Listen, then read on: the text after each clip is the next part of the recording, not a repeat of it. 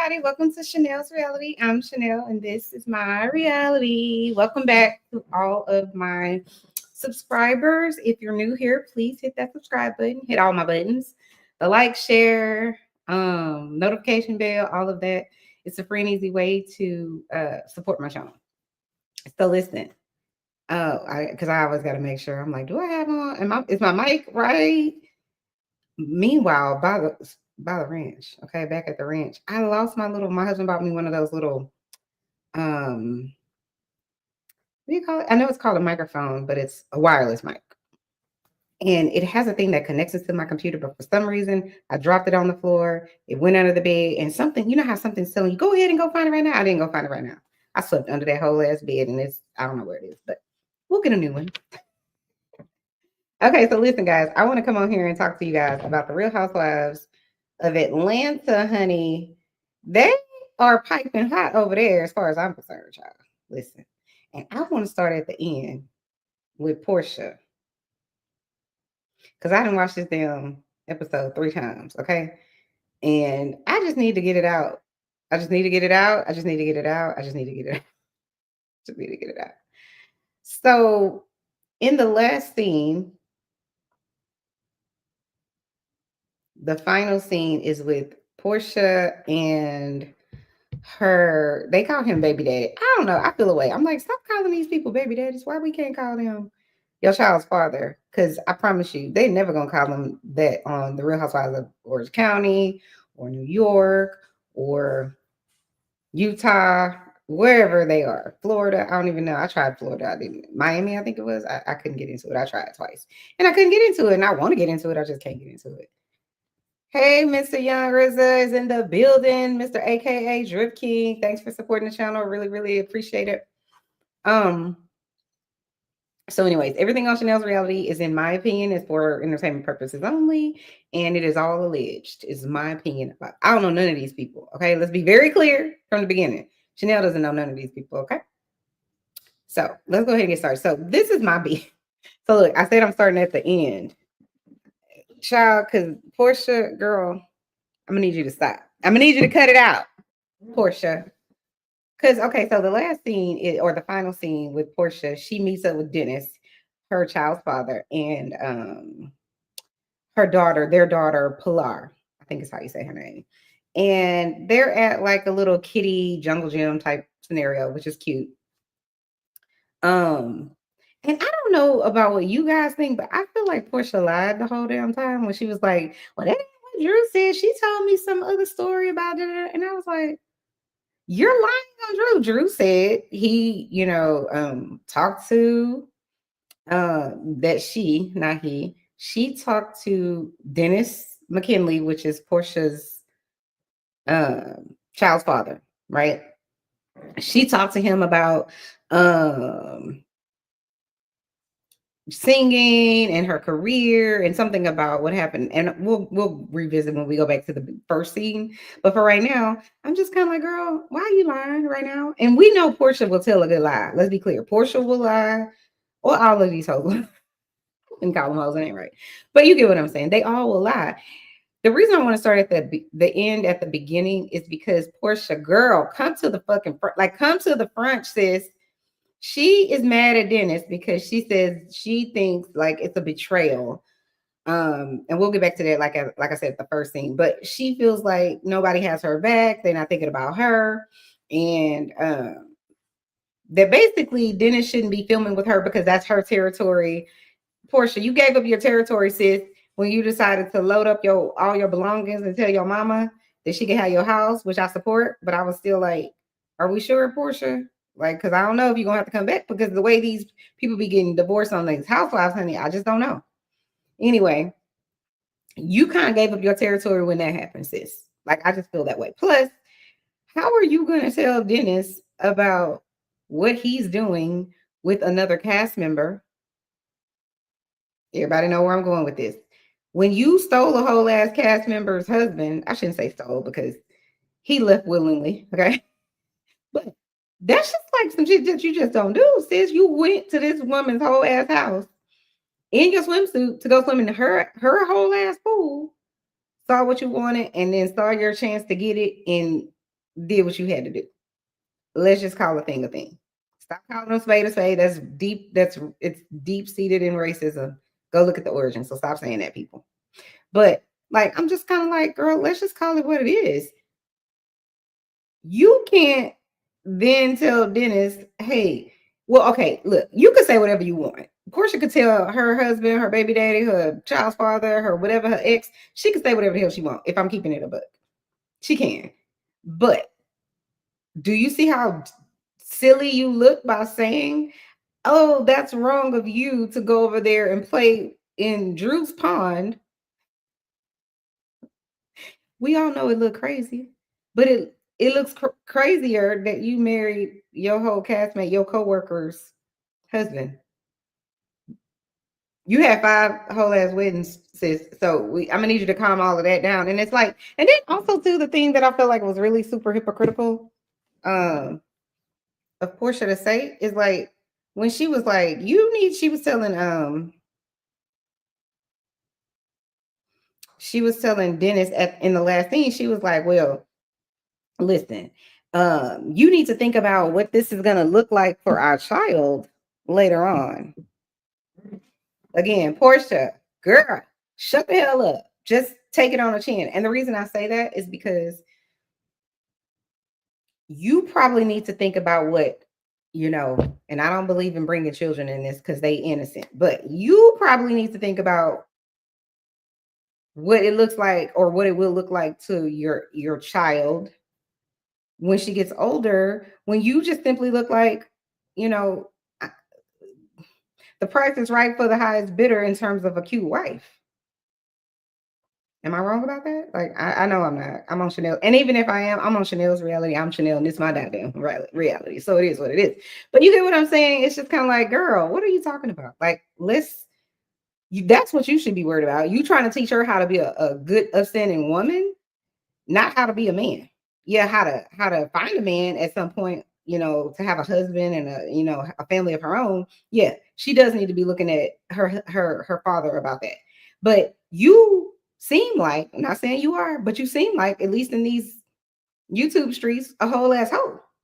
Let's keep it a book. You seem like the pretty girl beard for Cordell Stewart, because what's Porsha's name? Porsha Williams, Gubadia Stewart. I don't know. Back to Williams. I'm not sure what she is at this point. And I ain't host shaming. I don't really give a shit. You do whatever you want. That's between you, your vagina, his penis, and God. That's how I feel about it. Do whatever you want. But I'm saying though, if you're gonna come out here and say that he needs to be worried about how this is gonna look to their daughter, how about you needed to be worried about that a whole 10 years ago, sis? Because it looks like you had a daughter with him, with Dennis McKinley, because he had money. If we want to call it a thing, it seemed like you were the thirstiest peach in Georgia. I mean, am I wrong? I'm not. She ain't wrong. Just is what it is. You look like the thirstiest peach in Georgia. It just is what it is. So, sorry, someone's messaging me. So it's like, Porsha, girl, knock it off. And then it's like you're mad at him because you're saying he's basically you're mad at him because you're saying he's basically, not willing to not film with Drew Sidor, her coworker, because it doesn't look good. It looks crazy. It doesn't look crazy if neither one of them aren't liars, which they both are. It just is what it is. At least from what they showed us here on the Real Housewives of Atlanta TV on Bravo, it looks like both of y'all asses lying. Well, really, all 3 of y'all. Porsha's a liar. Drew seems like a liar. She's been calling all kinds of lies, and obviously Dennis was lying. That's what Porsha told us. That's what Dennis told us. Drew has never said she lied, but we all know Drew a liar, right? At least about some of the shit on TV. At least. Listen, Drew, girl, listen. I need you to go down in that basement. No, let me stop. Because why is Drew's husband why is that man so fine? He is so damn fine. Jesus. I understand why What mama what's called say Evelyn on the Braxton's Family Values? Laid it down and spread it wide, honey. I understand why Drew laid it low and spread it wide. I get it. You just don't have kids with some idiot like that. Like he's a drive-by. Isn't that what Wendy Williams is called drive-by? Yeah, he's just a drive-by fish. You don't you don't marry him. Cause he fine. Listen. Bitch, I'm fine. He wanna be mine. She say, you a side hoe on the sideline.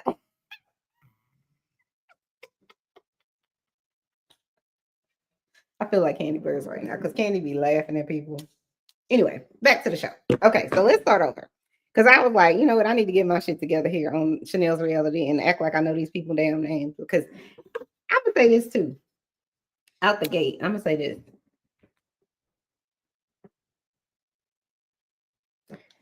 I think this season is starting out. It's sizzling in my opinion. So I feel like this is the first season where I felt like, okay, we might not need all the greats like NENE Leakes, Kim Zolizak, Cynthia Bailey. Who else was on here? I wouldn't say Sheree is one of the greats, but she did give us Who Gonna Check Me, boo? She gave us Fake by Sheree for I don't know how many years, but that season she had Bob on. That was a great season. So she earned her check. What's the other lady's name? Marlo. Love me some Marlo. And what they gave us in Africa, that was good. I'm trying to think who else was one of the, I would say, greats on the show. Kenya, even though I can't stand Kenya, I already told y'all, we already had this conversation. But I feel like this season is sizzling right now and it's starting off on the good foot. And I'm really feeling like we don't really need to go backwards at this point. I feel like if this season continues on at the rate that it started, we got a good show. We don't need to go backwards, my opinion. So I want to go back to the first scene. Oh, and I was gonna say, look, I haven't figured out these ladies' names. I put all their names on here, but I'm gonna say this too. I have to say I always loved Shamea as a friend of the show, just like I loved Marlo as a friend of the show. And I actually liked Marlo as a housewife, but a lot of people didn't like her. I feel like Marlo and Kenya are the same people. It's just people are rotted out for Kenya, and they not necessarily that way for Marlo, but they're the same people. They are. They're both Aquariuses, right? Yeah, they're the same people. They both mean as hell, go below the belt, and don't give a shit. It just is what it is. Thirsty, but I love me some Marlo. Child, Marlo can't do no wrong in my mind. Anyway, I have to say I was not really feeling Shamea to be a housewife from the jump. I was just kind of like, I felt like the same way a lot of people felt about Marlo, including NENE. It was just kind of like, you've been the side chick this whole time. Why are you trying to finally ask for the wife role? It just is weird. Plus, at least with Marlo, you wasn't a wife. But I don't count Marlo out for that because lots of these women out here are not wives. Let's be clear. But I personally feel Shamea is killing it in terms of like there's some fake and phony stuff that she got going on with Porsha. But that's her bestie, so I expect her to have, ride for Porsha. But what she's giving the show to me is her real life. I think this should be her first, and she shouldn't go past 3 seasons. Shamea comes to the front. If you are thinking about going past season 3, don't do it.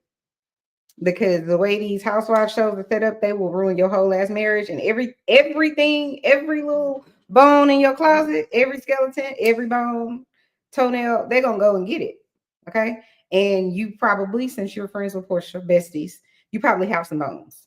And all I'm saying is, I'm sure some people could say, oh, well, if she has some bones, they would have got them by now. But she was just a side chick. Now she's a whole chick. So they're gonna go get all them bones out the closet. So hopefully you don't have any. Hopefully your husband doesn't have any. He seems to have money, so I'm with it. But I'm not with her talking about her. I hate talking about my wealth. I'm like, girl, shut the hell up. That's the reason you're on the Real Housewives. What are you talking about? Like, shut up. And you became wealthy 3 days ago, unless we know about you. Unless you could tell us about some wealth you had before you got married. Like, stop. And I'm not mad at her and her wealth. I love it. I'm into it. I told you I made 5-star hotels room service. It comes across kind of like you I could understand it if you had old money, but I guess she said, shit, I got new money. I don't give a fuck. What she say? What did he say? I'm on Broadway and you're at home. So I guess that's what Shamea could throw at me.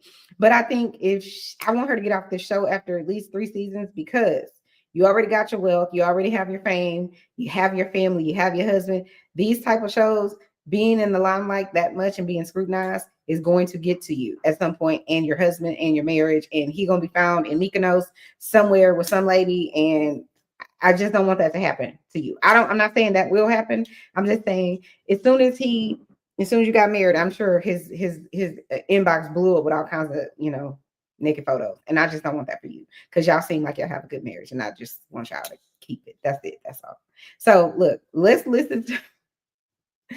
So now we're gonna go back to part 1 or scene 1 where Porsha trying to like really slay Drew Sidor across the coals for having any type of relationship whatsoever or filming with Dennis McKinley, her ex baby daddy. I'll say that. I'll say her child's father, but no, they clearly don't care. So watch her. I'm so excited for you to hear it. And I did ask Dennis, I said, did you get a chance to talk to Porsha? Because I haven't been able to catch up with her because she's been busy. He said, I asked her for her blessing and she gave it to me. Yeah. I died when Porsha said, y'all really need to stop lying to each other about me. Damn. Porsha, girl, and look at Porsha. She went. Did she go to Dr. Heavenly? Who she went to?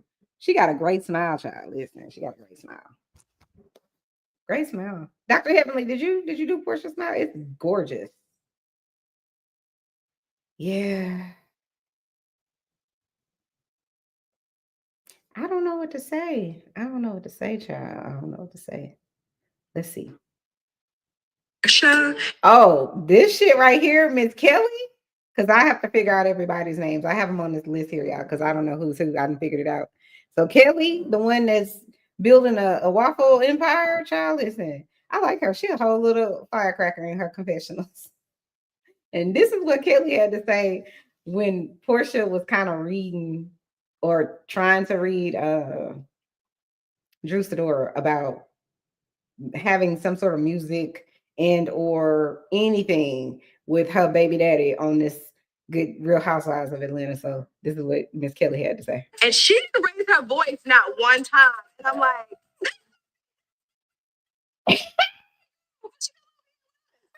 it just, I died. She like, that is so who I would be if I was on the Real Housewives. I promise y'all, she'll a firecracker. Now, I don't know. I don't want to say that I'm like her because I haven't seen her whole storyline play out. So I don't know, because she's not a hoe. You know what I'm saying? She not. She been married for 18 years, almost 20 years. She not a hoe. Sometimes, when you've been married for a long time, you be like, I don't know, I maybe want to go try out some other prime rib child. I don't know. But, then you realize, no, I got the best husband. So, you come back home, you act like a wife. Okay. But yeah, when she said that, I died. She said, hold on, look, let me play it again. And she didn't raise her voice not one time. And I'm like,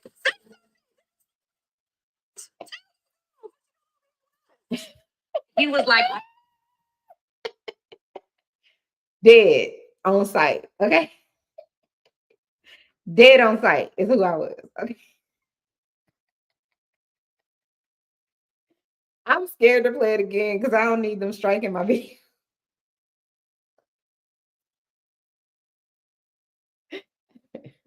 Child, listen.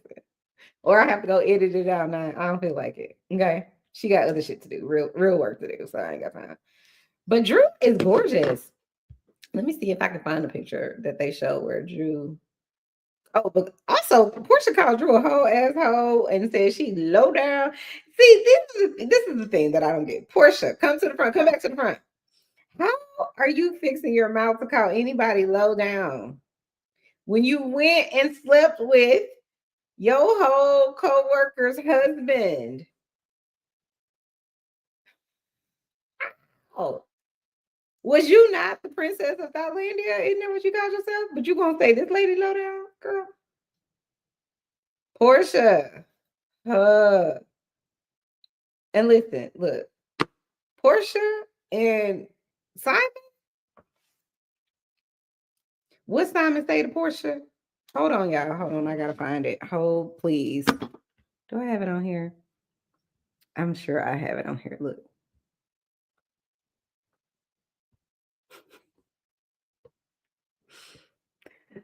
Simon told Porsha, future buyers beware.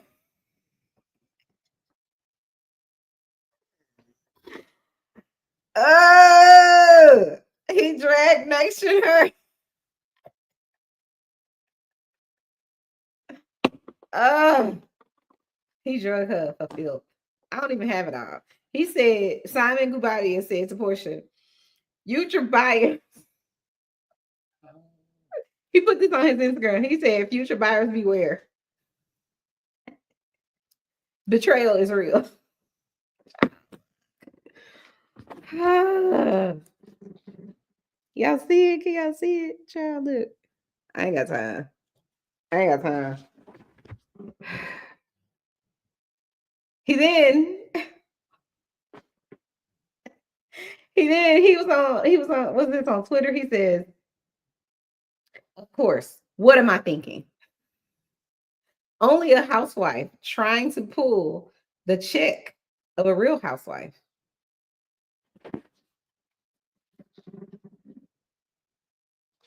He's basically saying that because Porsha was getting mad because I guess these are all assumptions. Look, let me put up my banner. Hold on. Everything on Chanel's rally is, in my opinion, for entertainment purposes only, is all alleged. Okay. My opinion is Simon put this up there.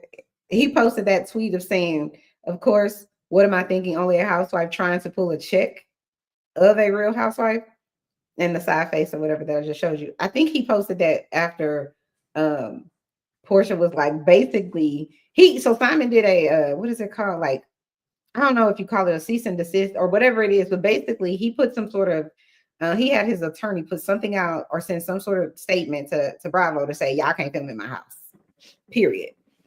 And so then that messed up Porsha's money because, Porsha wanted, I'm sure Bravo thought, we're buying Porsha, we're giving her all this money to come back. Her and Kenya are supposed to be the heavy hitters, blah, blah, blah. And we're going to get her fabulous lifestyle. And we're going to get to see her life and blah, blah, blah. And then 5 seconds after the ink dried on that contract, Simon Gubadia, everything breaks loose. And Porsha files for divorce and all of that. So I think once Simon basically was like, nah, y'all can't film in my house because it's really my house and not hers, then that's when, Porsha was saying whatever she was saying. And then basically saying, he's trying to stop my money and my check and all that. That's really what Porsha kind of said through her attorneys about what Simon was saying. And then he posted that. But then, hold on. Then he said,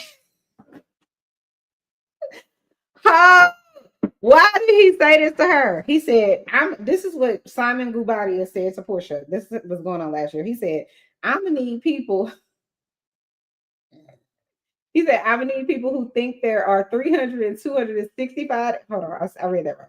He said, this was Simon Gubadia said to Porsha on Twitter last year. He said, I'm going to need people who think there are 265 days in a year to stay out of the understanding.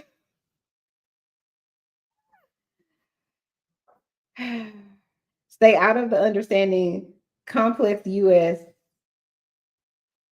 immigration laws above your mediocre mind. This right here, child.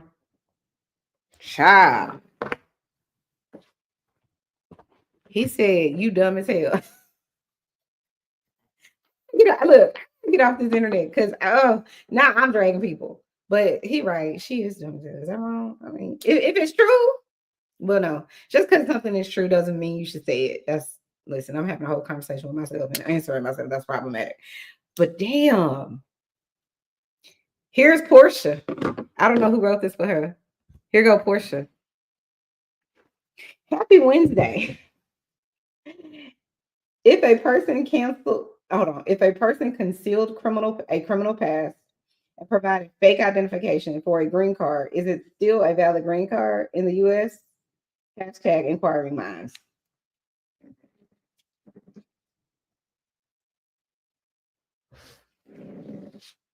Just saying. They was going in on each other, right?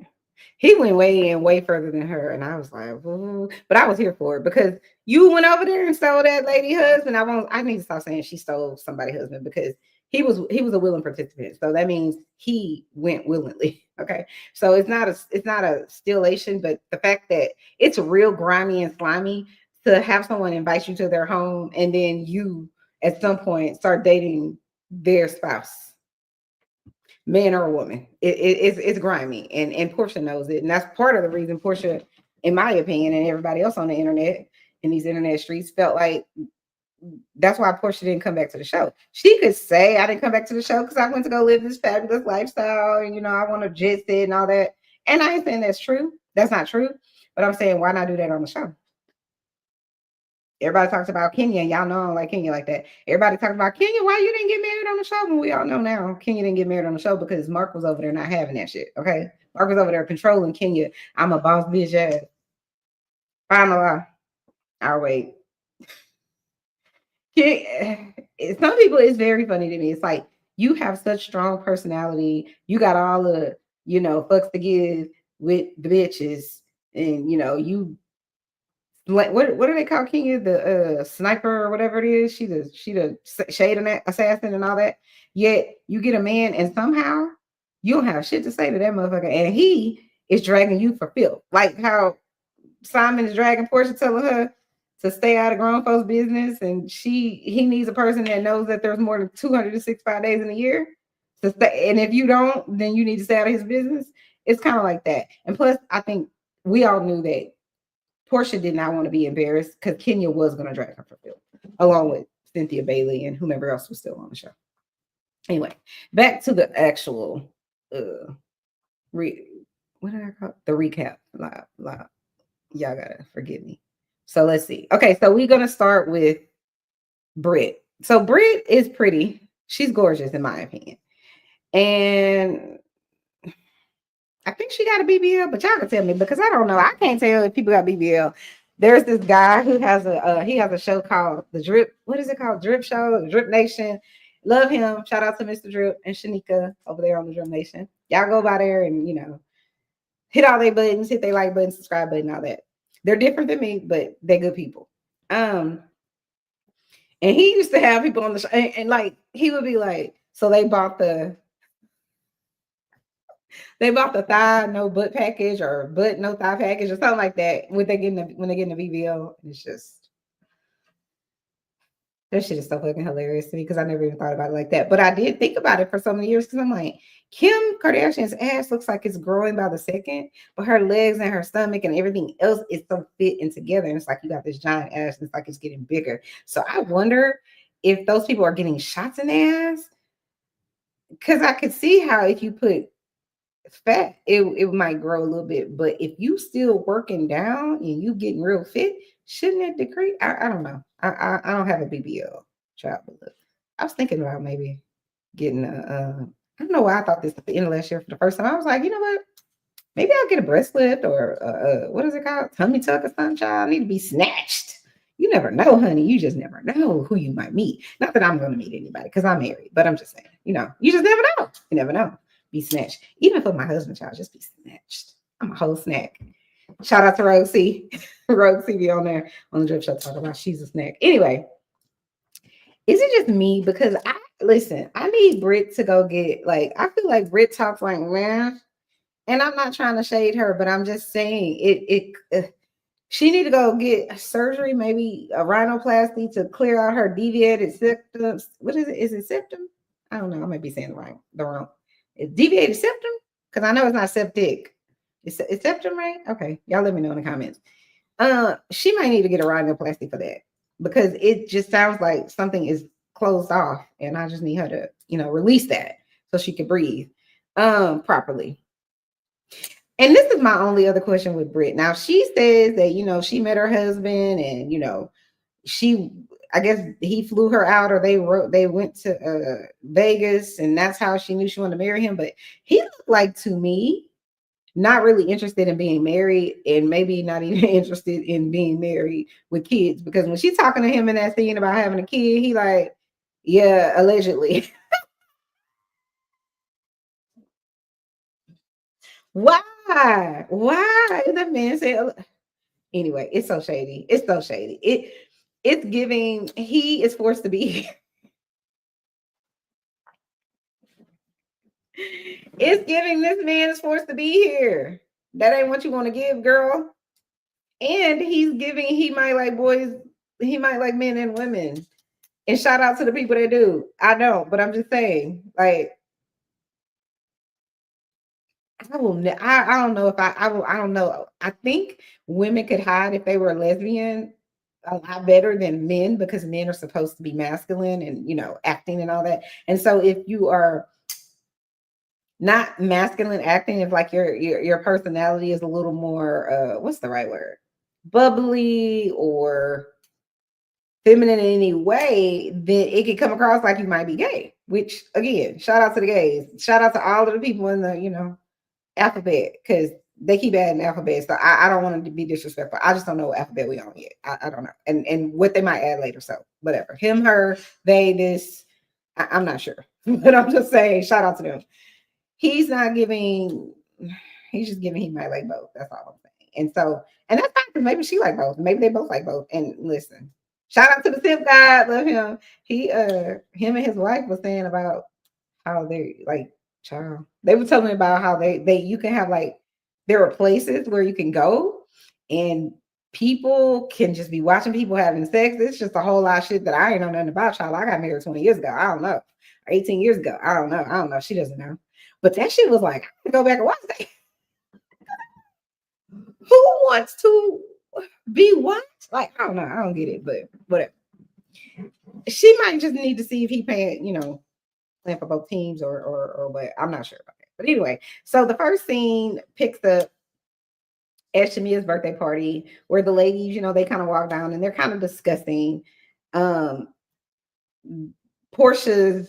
dislike for Drew Sidora having anything to do with her baby daddy, having some sort of singing career with her baby daddy. Porsha's being shady as fuck. Poor Porsha, but she's trying to earn her check because she can't, do it in the house. I'm just saying. So Porsha out here earning her check, y'all. And I have to say, look, it does look bad, just simply because Drew is shady, Drew's husband is shady, Porsha is shady, and Porsha's child's father is shady. They all shady, meaning they all have lied at some point on this show to get a check. Or maybe not to be embarrassed, or whatever their reason was. So when you get to lying so much, it's kind of like, it's giving like, I don't know why it's giving hypocritical. It's giving double standard. It's giving like, so he can lie, but she can't lie. She can lie, but you can't lie. It's just, it's I can't keep up with all the lies. So Porsha said something about, production cannot break the fourth wall. And so then they say, yep, break the wall. Because, they try to get all their dollars, okay? They trying to make sure that they have, securing their next season, child. I ain't mad at them. And so he says, yeah, break the fourth wall. And basically, Porsha says something to the effect of like, Drew, you are a low down, dirty dog. What did NENE call?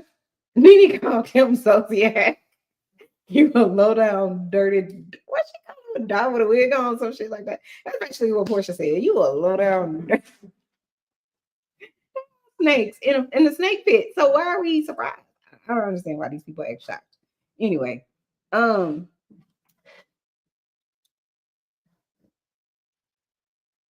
what else did I want to say about this?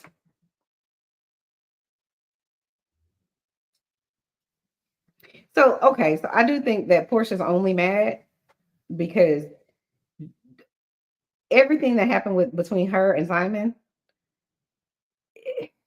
because she's not able to film in that house and she can't show all her glamour, which I guess that's to be determined because we don't know what she's going to show, episode 15, 16, 17, whatever. Maybe she'll move into another very glamorous home and whatever. But I think Porsha's pissed because at Dennis and at Drew, because Porsha, if she ain't gonna be able to do it with Simon, because now he, I think, is allegedly deported. I think he's deported at this point. Then now she gets to have the story of her baby daddy coming back and whatever else. And Drew is kind of screwing that up, sort of. But this is my thing. It's a way juicier story for Drew to be sleeping with Porsha's ex baby daddy than it is for Porsha to get back with him, in my opinion. Because I feel like they'll get back together at some point. Not necessarily long term, not marriage and all that, but they'll get back together. Because that's what happens when you have a baby daddy. At some point, you letting them hit it again. It just is. I don't have a baby daddy. But for the people that I know that have baby daddy, listen, it's a familiar situation. They end up letting them hit it again or whatever they need some. It is what it is.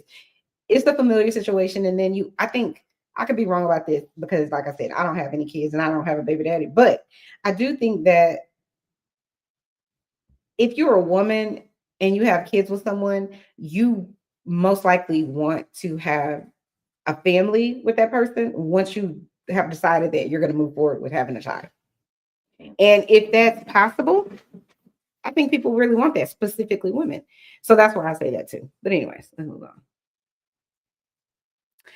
I don't know if this is the second scene or not, but there's a scene where Shamea meets with her surrogate, she was on, I think her name, what is her name? She was the surrogate for Candy Burris on The Real Housewives of Atlanta for her baby Blaze. What is her name? I can't remember the lady's name, but if I remember it, I'll let you guys know. I'll bring her name. Shakina or something like that. I feel like it was her name, but y'all let me know in the comments. But anyway,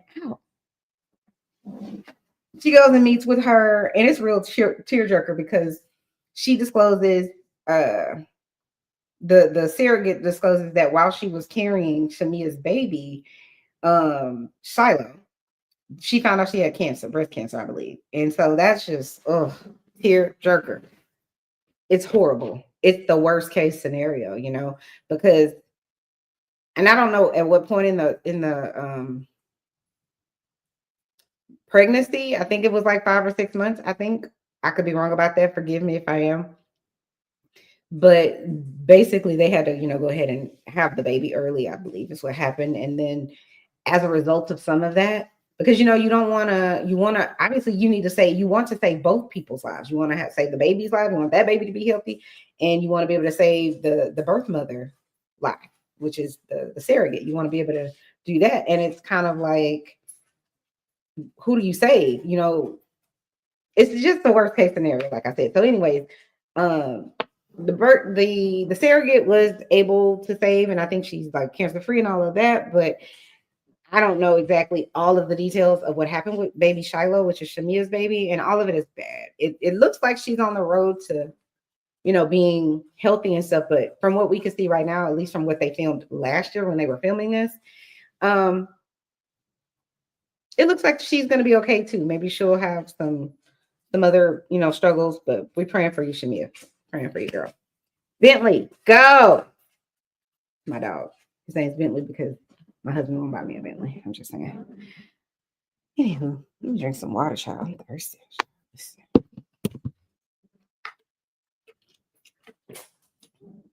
If you're just tuning in to Chanel's Reality, I'm Chanel, and this is my reality. And I'm recapping The Real Housewives of Atlanta, episode 2, season 16, episode 2. This is another thing. Stop it. Another thing that I found out that I didn't know is that there were people online basically trying to shame Shamea and saying, oh, that's what you get for wanting to keep a cute body, and you're using a surrogate so you can be fit, or whatever the things are that people are saying. It's disgusting and you need to stop it, whoever the people are. It's disgusting. You don't know what someone's health journey is, period. And they shouldn't have to tell you what their health journey is. It's none of your business. Now, I know some people will say, oh, well, she's a public figure. She came online so she could be scrutinized or whatever. That's fine. You can scrutinize her. You don't need to talk about her health journey, because health to me should be off limits. It's not something that people necessarily have control of.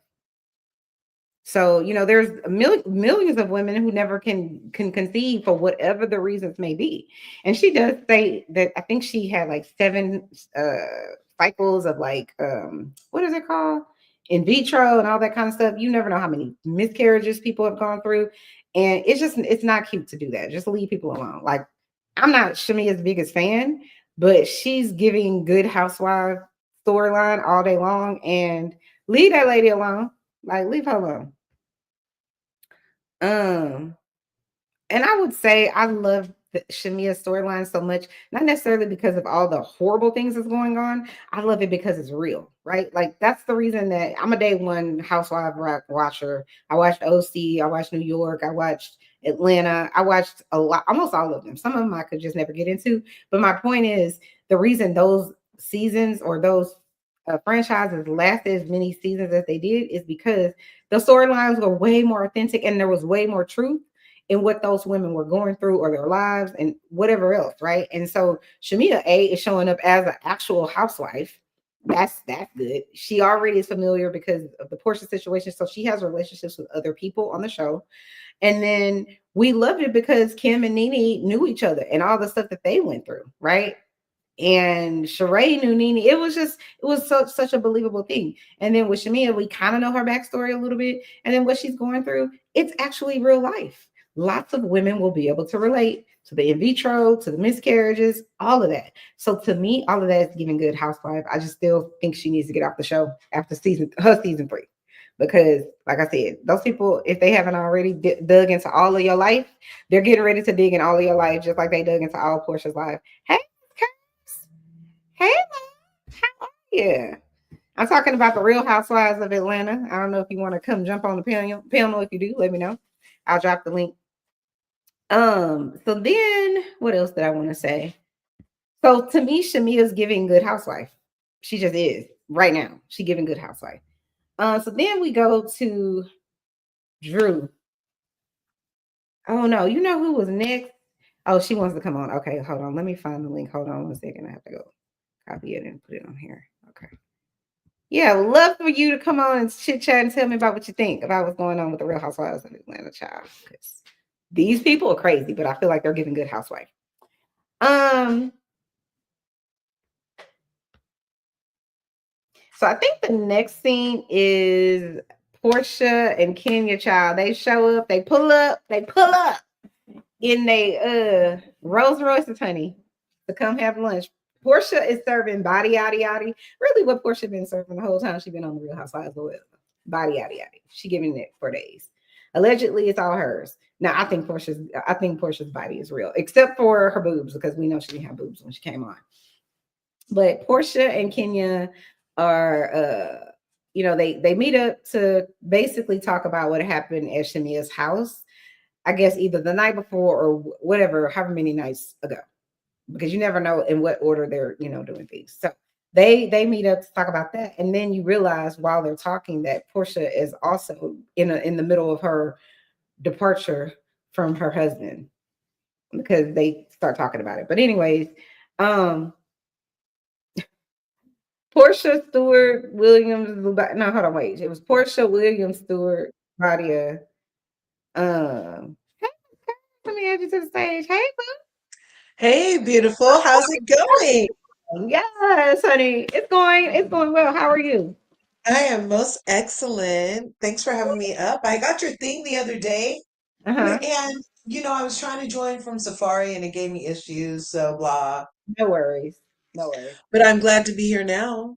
I'm so happy. Because listen, I'm over here like, do I really even like I do you ever feel like when you're doing the recapping of a show, like it's like you get almost exhausted because you kind of got to like watch it again, make sure you kind of know everything you're going to talk about, and then it's like it becomes like work.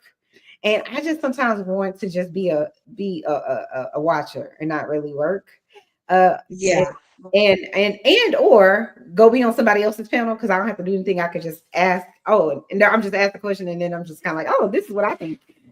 That's how I'm right. feeling right Well, now. It's I kind of like doing both, kind of like, but that's kind of why I don't recap the whole thing on my channel. I just talk about what stood out to me. And Mhm. so that means if I remembered. So, hey. If it I didn't stand out to me, it's not getting talked about. That's all. So I watch it. I definitely am duplicitous in my watching and getting it for content, because I'm like, I literally could be doing other things. So, Correct. And so that's I'm like, yeah. so I don't want to waste my watch, but I do understand exactly what you're saying about how, because sometimes if you're like a note taker or you don't want to miss anything, so you can talk about it all, you might want to pay closer attention than the average just entertained. Right. Like, you know what I mean? Yeah, because some people I watch their recaps. Like I love this one young lady. Her name is Brooke Ashley. I'm not sure if you know of her. Love her. Yeah, I heard of her before. And she will like the way she does it. It's like typically she does she records it and edits it and everything. And so that's a different way of doing it. Why are you listening to me, girl? Look, my phone is trying to listen to me. What, Bentley? What do you want? You only hear me, so now you need to come over here and say something. Leave me alone. It's my dog. Sorry. He just gonna leave me alone. Hold on one second. Give me 1 second. No problem. Work my last nerve. What do you want?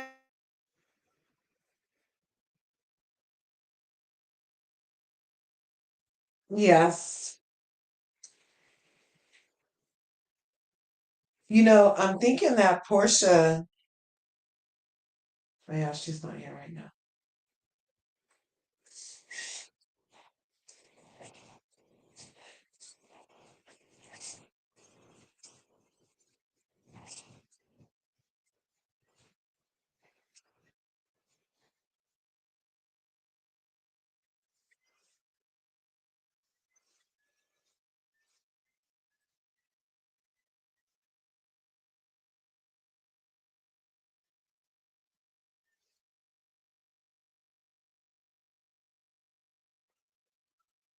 Okay, I'm so sorry. He getting on my first and last nerve, child. Well, Okay, that's go okay. ahead I and was just giving us a whistle. so the part that I'm up to right now is Kenya and Porsha having lunch to talk about what happened at Shamea's birthday party with Drew and her saying What that happened? oh, you didn't What watch it? happened during that part? Because I Okay. fast forwarded Oh, because I was just so over Porsha already. being, being Porsha. I'm like, if she's breaking the fourth wall in the second episode, she's desperate. Right. Well, that was a continuation from the night before, the second episode. But in the night before and in the I'm talking about the scene where Kenya and Portia are talking, but they're basically recapping what happened in when she was breaking the fourth wall.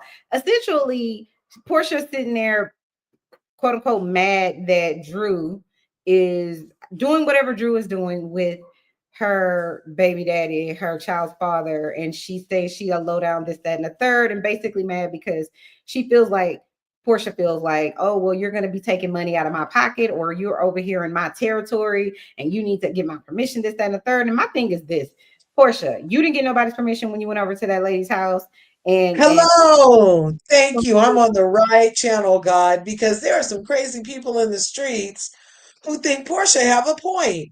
And I'm like, she is the most selfish person that we know. She is the most only thinking about Portia person that we know. She's not really trying to, have it for a lot of other people. So I'm glad you're on this vibe. Continue. Thank you. Portia to me is such an enigma because listen, there is one side of me that feels like I can't tell you what to do. Do whatever the hell makes you happy.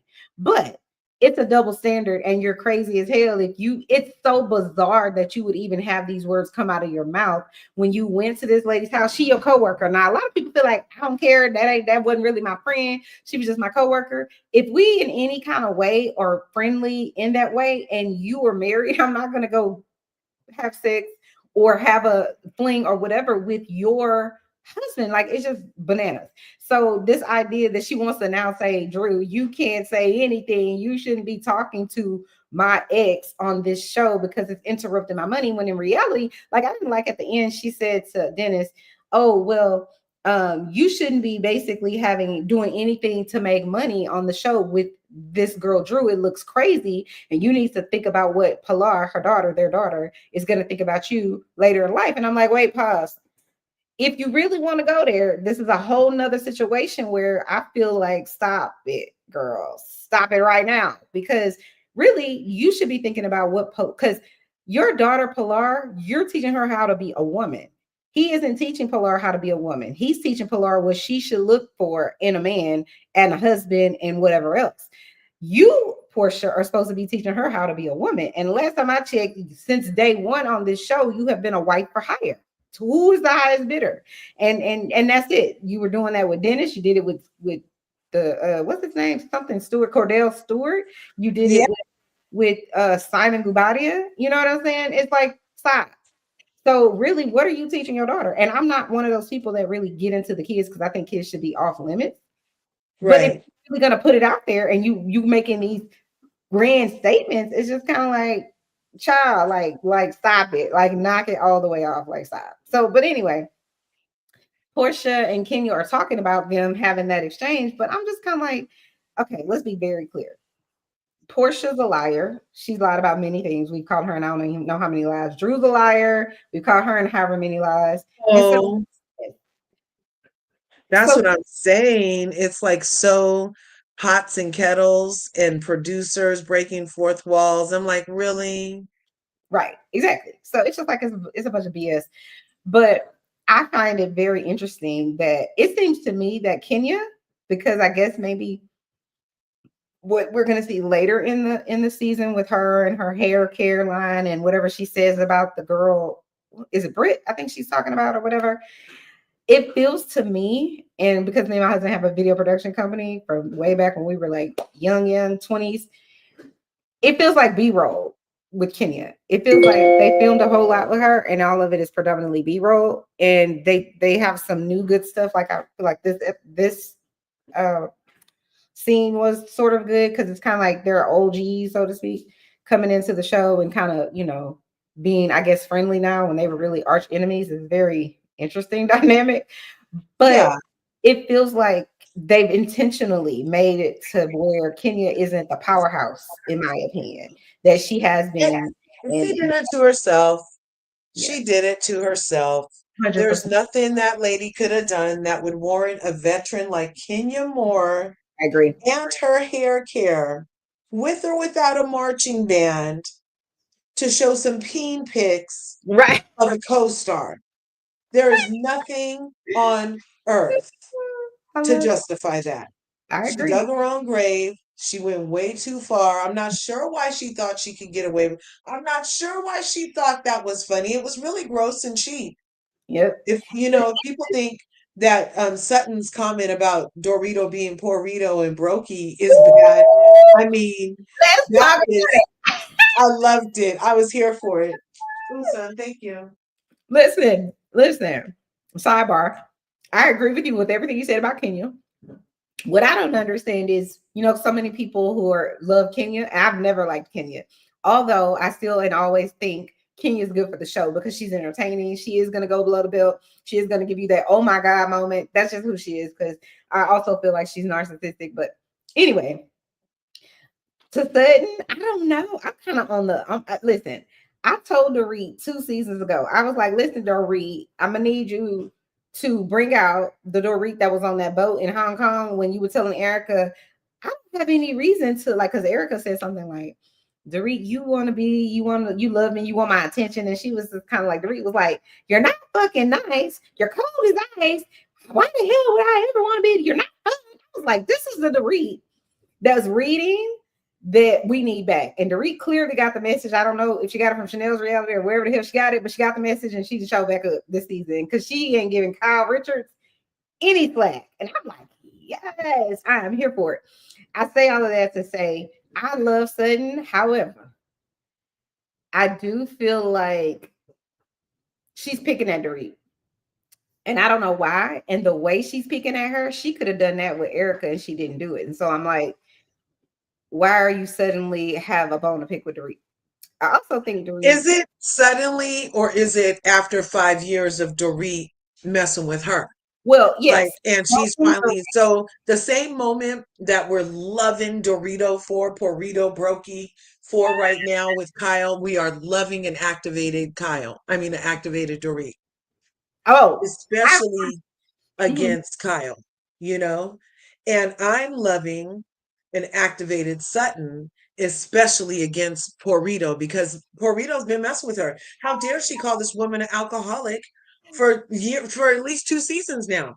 That's facts. And you're lucky all she called you was what you are is broke. Woo! You're lucky. You're lucky. And why do people keep on having, that's the thing on these reality shows. I'm here for the truth. I'm here for reality. And in my life, I'm not dealing with no liars, no freaking their liabilities. You know, I like people that tell it to me straight. It might cut, it might hurt. Let's just get to it though. Like, come on. We don't have time for all this shit, right? So why be mad that her burn is so real? She's in bankruptcy. It's in foreclosure. He might have robbed a house. I mean, it's like a lot of things happening over there that lend itself to the poor Rito thing, and hit dogs are hollering. Conversely, Sutton tried to be quiet, tried to not address it, and then finally she was like, "Look, you've been calling me an alcoholic pretty much, and I'm not with it." And then they semi made her almost apologize at last year's reunion. And then exactly, semi. It was like I'm sorry if you feel that way. I'm sorry if you're breathing. Right. It was one of those apologies, right?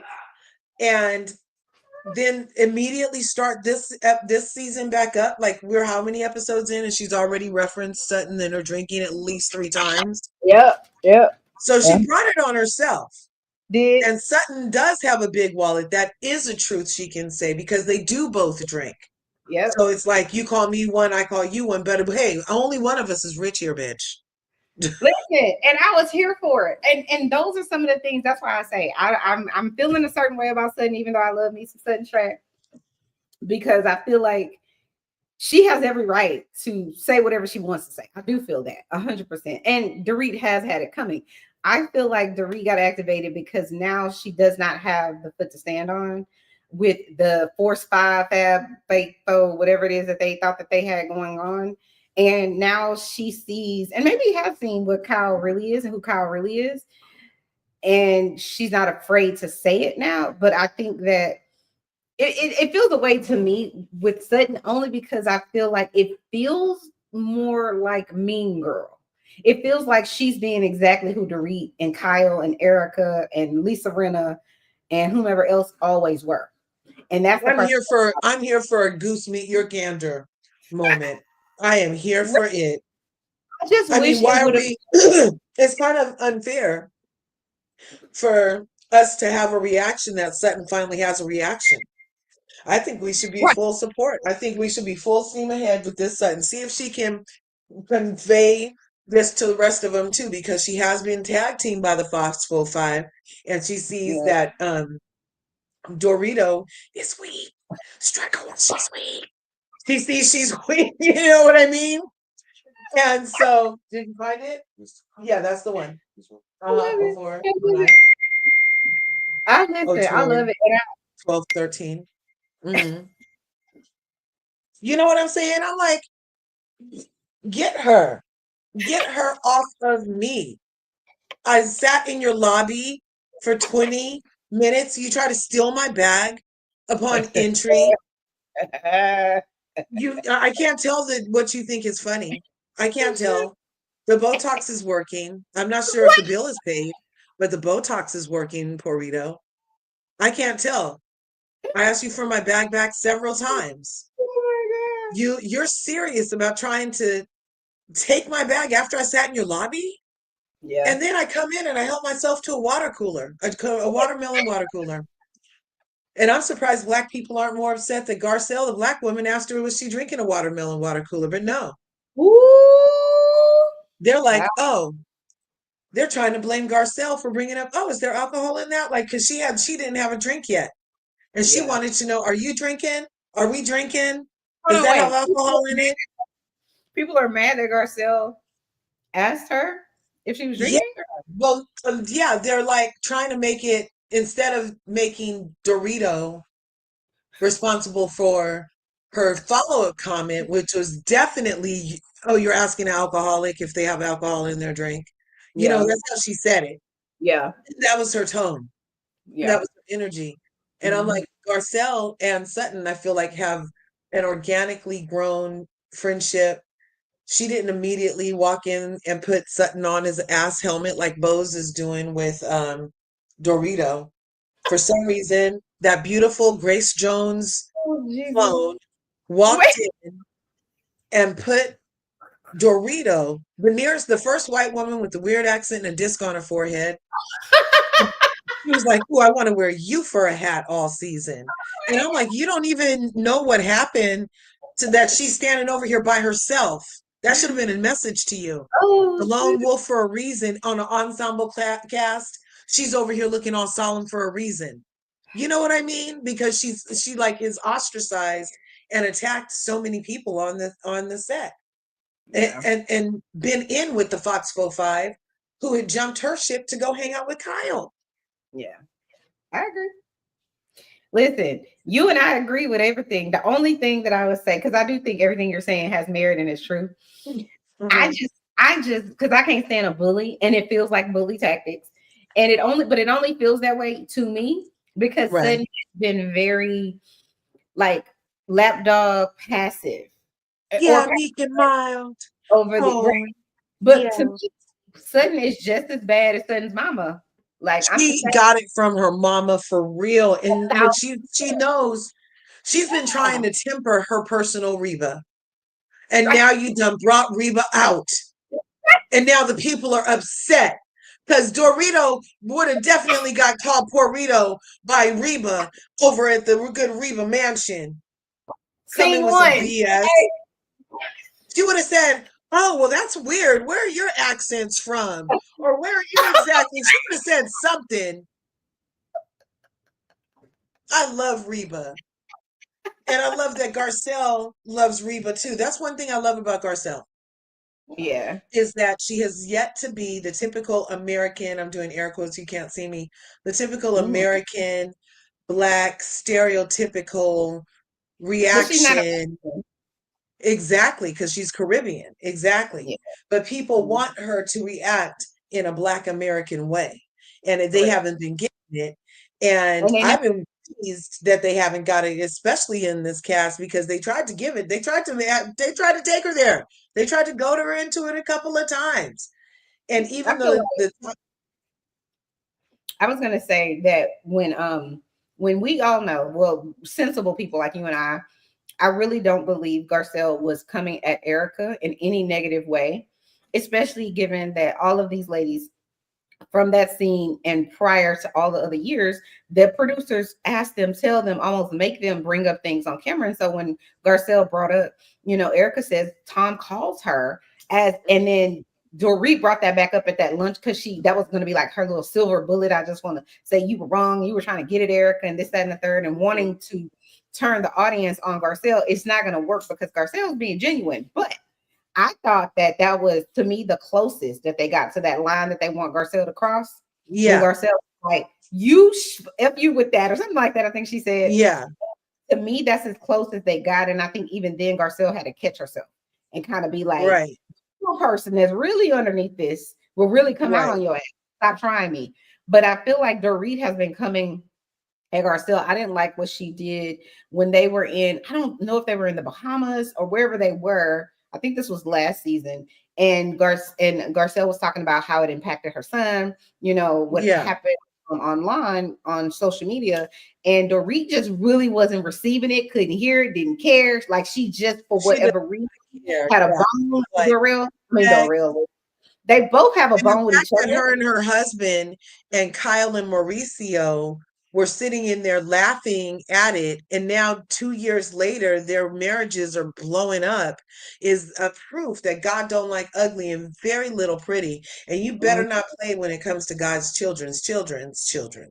Mhm. You know what I'm saying? Because And I said, like, I feel like, okay, so back to Sutton. The only thing I would say, the reason it's bothering me is because, like I said, I don't really like bullies, and it feels like bully come on. tactics, what's happening with Sutton right now. But I feel like it's because, for me, it's because I would rather you have reacted from every single time she tried you. You know what I'm saying? So it just feels like, okay, so now I'm ready. Now that we've eliminated Lisa Rinna and Erica's kind of been tamed down a little bit, I can come at you really. And so that's the part of it that I don't like. But this is the bigger thing.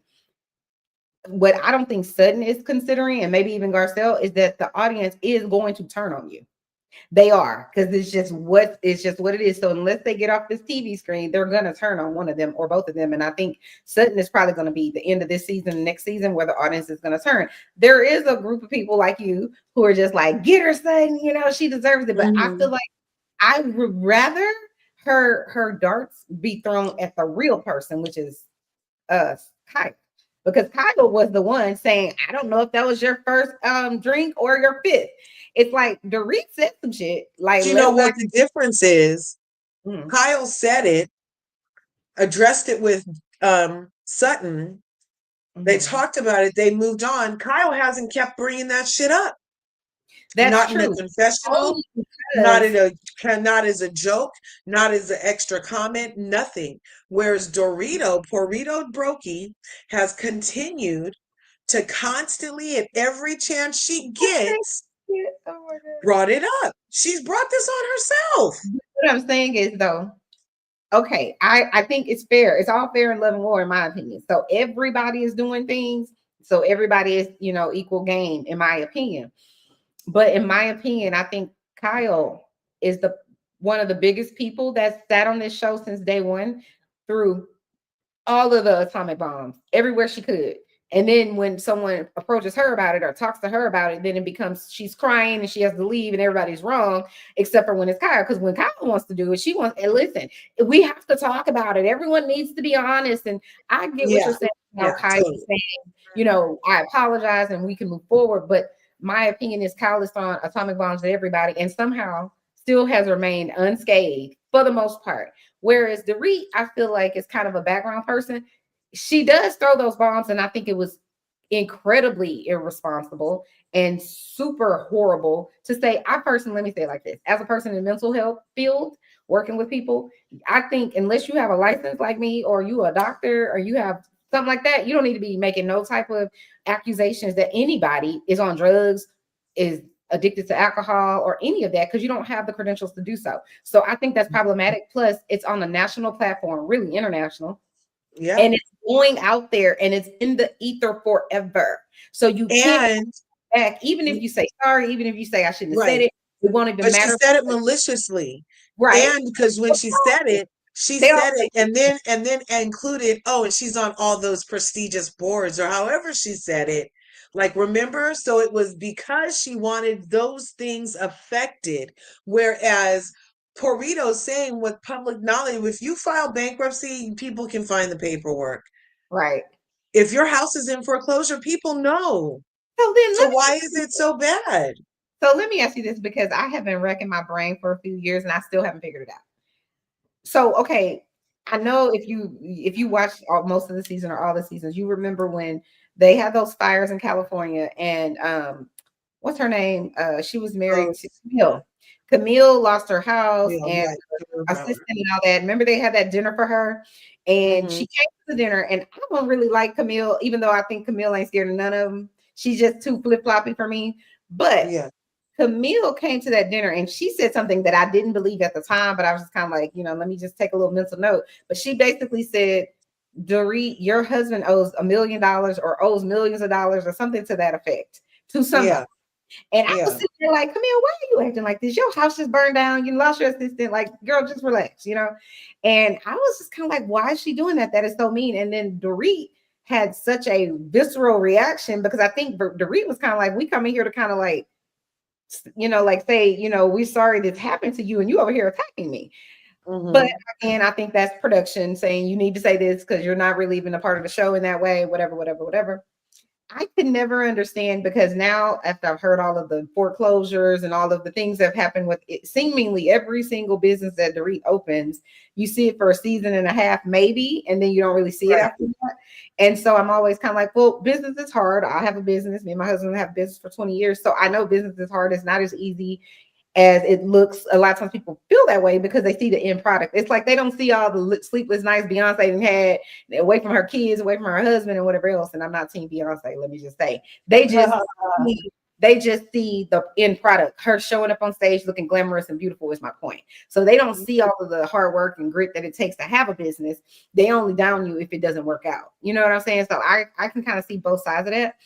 But with regard to Dorit, I'm still kind of like, how are you able to show up every season, every episode in couture or things that I know are very expensive, like Chanel. I love Chanel. I love Dior. I'm like, bury me in Dior. And I can't figure out where you're getting your money from. Like, I know that you're getting a check, which is probably $1 million or $500,000 or whatever it is that you're getting from this show. But we know the higher you climb up that tree in terms of taxes, the more taxes they're going to take. So even if they paid her $500,000, she only getting half of that. And she's probably not even getting half. And California is a whole nother thing. So I don't know how y'all's taxes are there.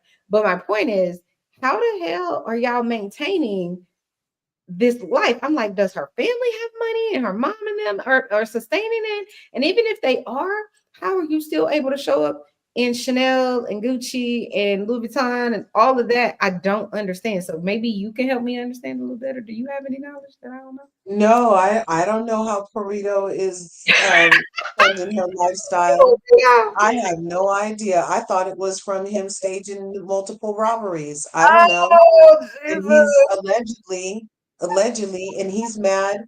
And that's part of what broke him down is that she Oh keeps my God. crying about what she knows they were in on it. The man left your phone right there. They did all these things. Like that was so nice. I'm sorry those things happened to you. And it just seems really nice. And your husband Mm-hmm. doesn't give a F. And I'm supposed to. Like that's a real sign. Unlike he wasn't home. He left right after. He tells you in the thing while you're Yeah. crying that you're being dramatic, Ooh, that you're high maintenance. ooh. Like and then the way he said high maintenance is like, and you're the reason we're in this mess. I have to get the stuff stole to cover all the things for me trying to cover your lifestyle. And here you are dragging this out, bringing more and more attention to this thing. Boom. Mm-hmm. So, okay, I have to say, Allegedly. I wholeheartedly disagree with you with regard to that portions of it. Okay, I'm not a mom, but I just feel like if I was one, I feel like if you're a good mom, and I do think Dorit is a good parent, I do think that. I have a hard time believing that that lady said, I have these two young kids here, which I guess at the time were probably like 6 and 7, or I don't know exactly how old they are, like maybe 7 and 5 or 7 and 4. I'm not sure exactly.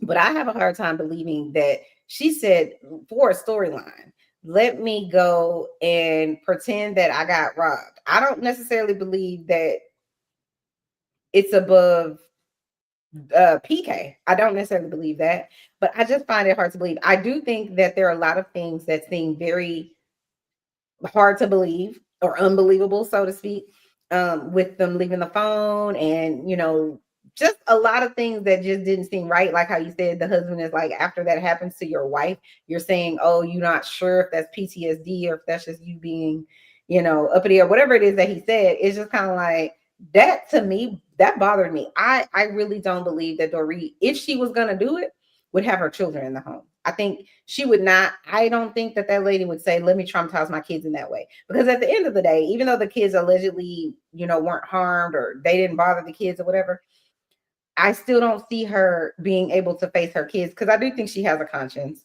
And I don't think she would be able to say to her kids, well, we were just doing this for money. I just don't think she would be able to lie to them about it. I don't. I think she's So do you not think, like okay, PK, do but you I don't think do that. PK knows and she doesn't know? I think that it's possible that I believe it's possible that PK set that up. It happened when she was there, and maybe he thought she wasn't going to be, or she wasn't supposed to be, or something to that effect. And I think it's possible that if that did happen in that manner where he set it up, that it's possible he has told her that. But I don't believe that because I believe that would be if that happened and she didn't have any knowledge and she is really traumatized by all of that, I do think that would be a reason for Dorit to immediately file for divorce. She may not say, I'm going to tell my husband did whatever because she has the right to Yeah. not talk against her husband, but I think she would immediately, and she doesn't to me seem like she wants to even get a divorce. I will say I believe strongly that PK is doing this part of it for money and for her to keep her job in terms of we getting a divorce, because it just seemed like it came out of nowhere to me. I'm like, y'all been playing house and you love your husband and he can do no wrong and you're doing everything for him and this, that, and the third, my love, and then suddenly He doesn't want to be with you. And let's be clear, Dorit has gorgeous features and she will slay all day. PK can't say the same. He's a It just is hobbit. what it is. So why are you divorcing her exactly, sir? Like, it just don't really seem. I'm not buying that part. I think that they're going to be back together next season if she gets called back, which I think she will because Oh she. my gosh, that was a good theory too, is that they're playing in our face because he doesn't feel like talking about, she didn't have anything else to talk about. No. So now Kyle's getting a divorce, so she's getting a divorce. They both move in the same apartment building. It's going bad, but I bet they end up getting back together. And yeah, that could happen too. They could, but that's because they're so fake. They're so fake. And then why is it always the couples who are doing Pretty Woman anniversaries and having freaking white parties every year, the most extravagant this, the most money laid here. And then those are the people that end up, because Kyle did it too. Every year it was like an extravaganza of their love. And it ends with PK and Dorito. Every year it was an extravaganza of their love, you know. And I kind of, I'm married and I'm pretty chill. We don't need a full-on extravaganza, I mean, I like extravaganzas, but we don't have to like do that every, you know what I mean? It's just a lot, especially when you're gonna just end up in an apartment complex with the other guy. That was a lot. They could have invested that money in an indexed account. Oh my God. Hey, Dad. Thank you for coming and supporting the channel. I really appreciate it. Listen. Okay, so I feel two ways, right? One way is I agree with you because I tell people all the time, I made for 5-star hotels and room service. I believe wholeheartedly in my other life, I was royalty because I just navigate to the most expensive shit. I don't even be trying and I navigate. But so on one hand, I believe it's fine if you have that money to throw around and you can be on a private plane and you want to have a white party every year and it gets bigger and bigger and bigger. I'm not mad at that because that's part of the reason I wanted to watch The Real Housewives of Beverly Hills, or really The Real Housewives of everybody or of anywhere. It's because I like to see True. and all that. And So that's why I'm loving Shamea. I love Shamea so far. yes, and we'll get back to that because this is even a lot. Listen, we need to maybe do a one with the Real Housewives of Beverly Hills because I want to get back to what did you say you don't like her? Oh God, what's her name? Corrito? No. She got too many bags. I can't with you. I cannot with you. I can't with you. Okay, so but anyway, I do want to get on to Bose. I feel like we should have this maybe next. They come on Wednesday, right? So maybe next Thursday. It's on tonight. Isn't it coming on tonight? Is today Wednesday? I think there's clips and clips. It's Tuesday, right? Is it Tuesday? I think it's Tuesday. So Thursday, I'll see if you want to do one with me Thursday or Friday if we want to like team up because I would love to hear your thoughts on the Real Housewives of Beverly Hills. But back to them throwing the big and extravagant things, like I said, that's the reason that I wanted to watch. I love that's I think part of the reason a lot of people like the Kardashians too, because it's even if it's real or fake, people want to see it. They want to see what the other side look like, live like, and all that type of stuff. But I do think it's a level of irony in You're the Real Housewives. And Kyle, from what I could tell, seems to be one of the housewives that I liked at the beginning. I really did for probably a good 4 or 5 seasons till I really realized who she really is. But as much as I despise her and a lot of her actions and her hypocrisy, my heart does feel bad for her. It does go out for her because I'm a wife and I've been a wife for a long time. And I think for her coming from a broken family, for her as a person, not as Kyle Richards, the person on the show, she probably wanted to show her kids and her family that it could be done, like that they could have true love and you can have it. And then Mauricio's out here wilding. But this is my theory about Kyle, even though I feel bad for her. And if Dorit and them are not lying to us and playing in our face, I feel bad for Dorit too, because I do think she believed till death do us part, or at least until we grow up these children. But nonetheless, but this is the thing with Kyle and Mauricio.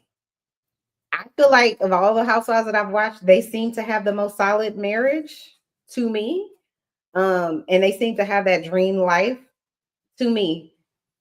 But I think Kyle thought that I think she found out that Mauricio was out here doing whatever Mauricio was out here doing. And that broke her heart because she probably never believed he would do that to her.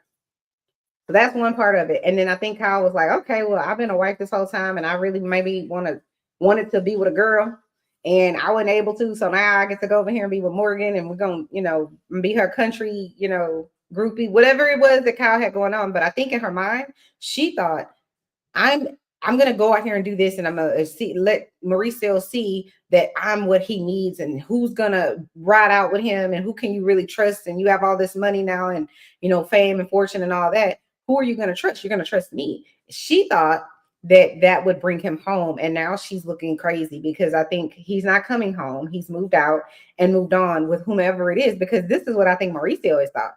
I've raised all the kids. Porsha is damn near grown. So what do I need to say? I think if this had happened when Porsha was like maybe 12, he probably would have came back. Mauricio probably would have been like, okay, well, I don't want to look like a bad father and whatever else.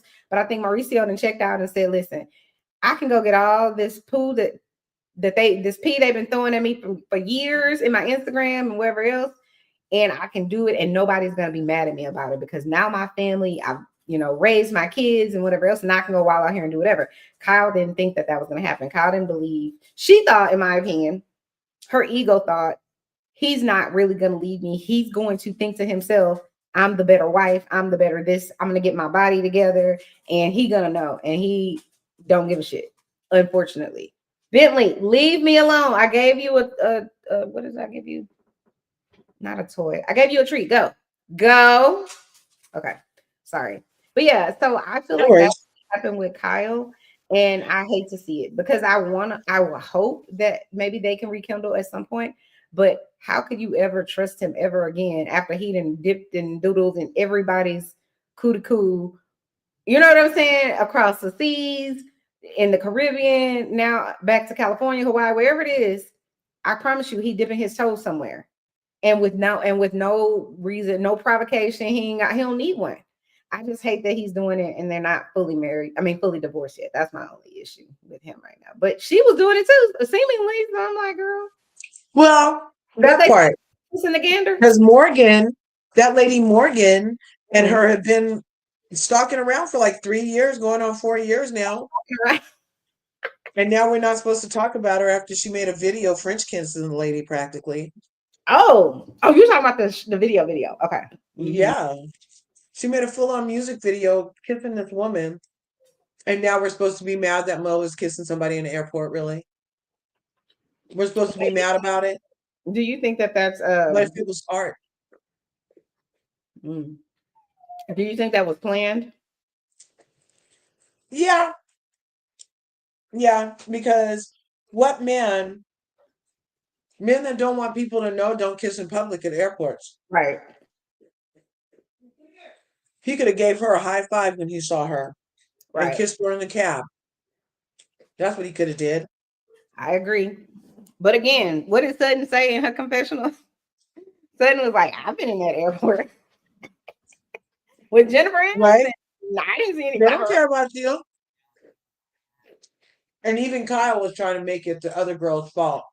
Yeah. No, your husband's tongue was in that lady's mouth. It's Maurice's fault. Thanks. It's his fault, period.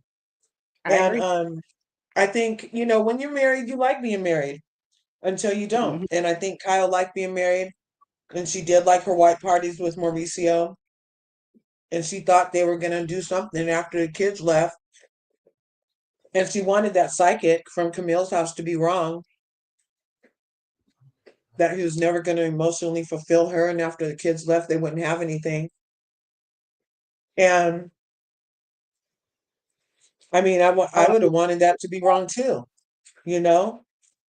But I think also not only the video, maybe he was willing to play with the video and Morgan. Because his rumors have been around ever since. I mean, that is why Brandy and Lisa Vanderpump left the show, right? Was around rumors about Kyle. So she's been protected for a long time. There have been rumors for even longer. And now here we are back again. But the difference is that he did that shady business deal But he didn't even lose his license. He didn't even get, nothing happened. He just listed another $72 million listing or something. I think he's in that level of wealth with Kathy Hilton, where it's just kind of like he's gonna let the lawyers take care of it. But I agree, he's been doing some shady dealings, and this is the thing. I do think it's gonna catch up to him, though. I do. I hope for his sake, his kids' sake, and whomever else's sake that he loves, that he's put some money, away somewhere. Because whatever he's done, I don't think it's like as egregious as like what was going on with the Girardis and all that.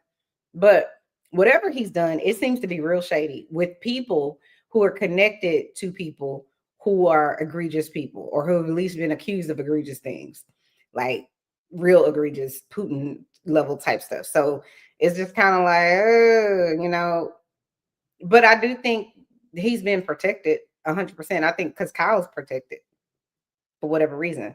So definitely, for us to not have heard a peep about that, but we're talking about other people's off-camera news headline stuff. Very telling. So last thing about Dorit, though, and her money. How did she sustain everything she's I know you said her houses or their house is in foreclosure. Why would it be in foreclosure if you're getting money from each season? I don't really understand why you wouldn't just move. Maybe they've taken care of it now, and that was at the time of filming, because she's still living there, right? That's what it appears to be, that she's still living there. And then also, too, I was going to say, there's been a lot of housewives where, like, Kim Zolizak comes to the front of my brain for the one where for so long, I just didn't believe the rumors where people were saying, oh, her house is going to get foreclosed on and whatever else. I always felt like, since season one, I always felt like, how are you spending someone else's money? But she seemed to be in that condo or whatever that she was in for her, or townhouse. So I felt like, well, if Big Daddy or Big Papa, whatever his name was, paid for that, then at the end of the day, she always got somewhere to go back to. So I really didn't care that she was spending all these men's money or other people's money.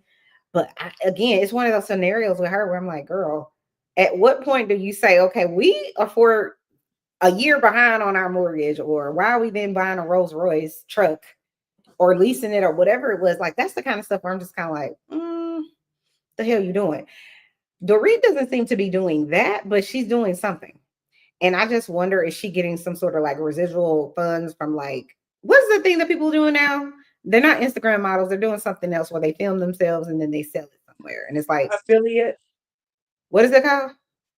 Affiliate. No. It's a thing now. Everybody's doing it. Oh, God. Cameo.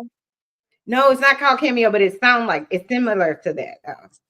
Oh, God. Like, all the housewives are doing it now. Like, they get mad because they say it's sexual. People will say, oh, you're doing that and it's sexual. Oh, I forget what it's called. OnlyFans. Yeah. So I'm like, maybe Dorit's doing OnlyFans or something. I'm not really sure. But maybe she's making way more money than we think. I don't know. Or maybe. And then that was the other thing, too. Last thing is, I'm like, how do you send your wife an email to where you're going to tell her you're going to stop paying for this, that, and the third regarding your home? I'm like, don't your kids live in that home? Like, what you mean? Like, I can see you saying, I'm not paying no more of your credit card debt and, whatever. But, like, to compromise where your children live is crazy to me. He's always struck me as the kind of dad that didn't really want to be a dad. He wanted a trophy wife. Yep. He wanted her to have her banging bod. Mm-hmm. And then when the poor kid needed a helmet, he was kind of checked out. Oh my God. No, seriously, like, he didn't seem really excited at all ever about this. I agree. Like, he was like, where's the nearest boarding school? Why do you want to keep him here? That's his attitude. And that changed the dynamic of their relationship. And he's been gone a lot. Like, after she had the baby, think about it, before she had the baby, he would kind of be around, and Boy George would even be over. And then the older the kids got, the more he was gone. I agree. And then, like, when everything happened in the last few seasons with them getting robbed or whatever happened in that situation, I really fully did not understand why the hell are you? Because I remember, because the rehab been saying, he's kind of been away, and, this and the third. And in my mind, at least hopefully, I'm thinking, he's over in London, doing some sort of business, whatever it is, because he's, I think, from didn't he have like a special kind of like like A Maurice. housing special, yeah, like Maurice. That's what I was hoping at the bare minimum. I was hoping for that, but anyway, it just didn't make sense to me because again, in my mind, Dorit is the epitome of a trophy wife. She's got a bang about. She has style. She doesn't have to have someone style her. She knows what she looks good in makeup and all that. It looked to me from the jump that that's what she was. That's what I always thought she was from the jump. So again, I'm like, why are you divorcing this person that is exactly what you seem to want to be? But I do think if it is real, I think the divorce part is more about. Can you please take him with you, love?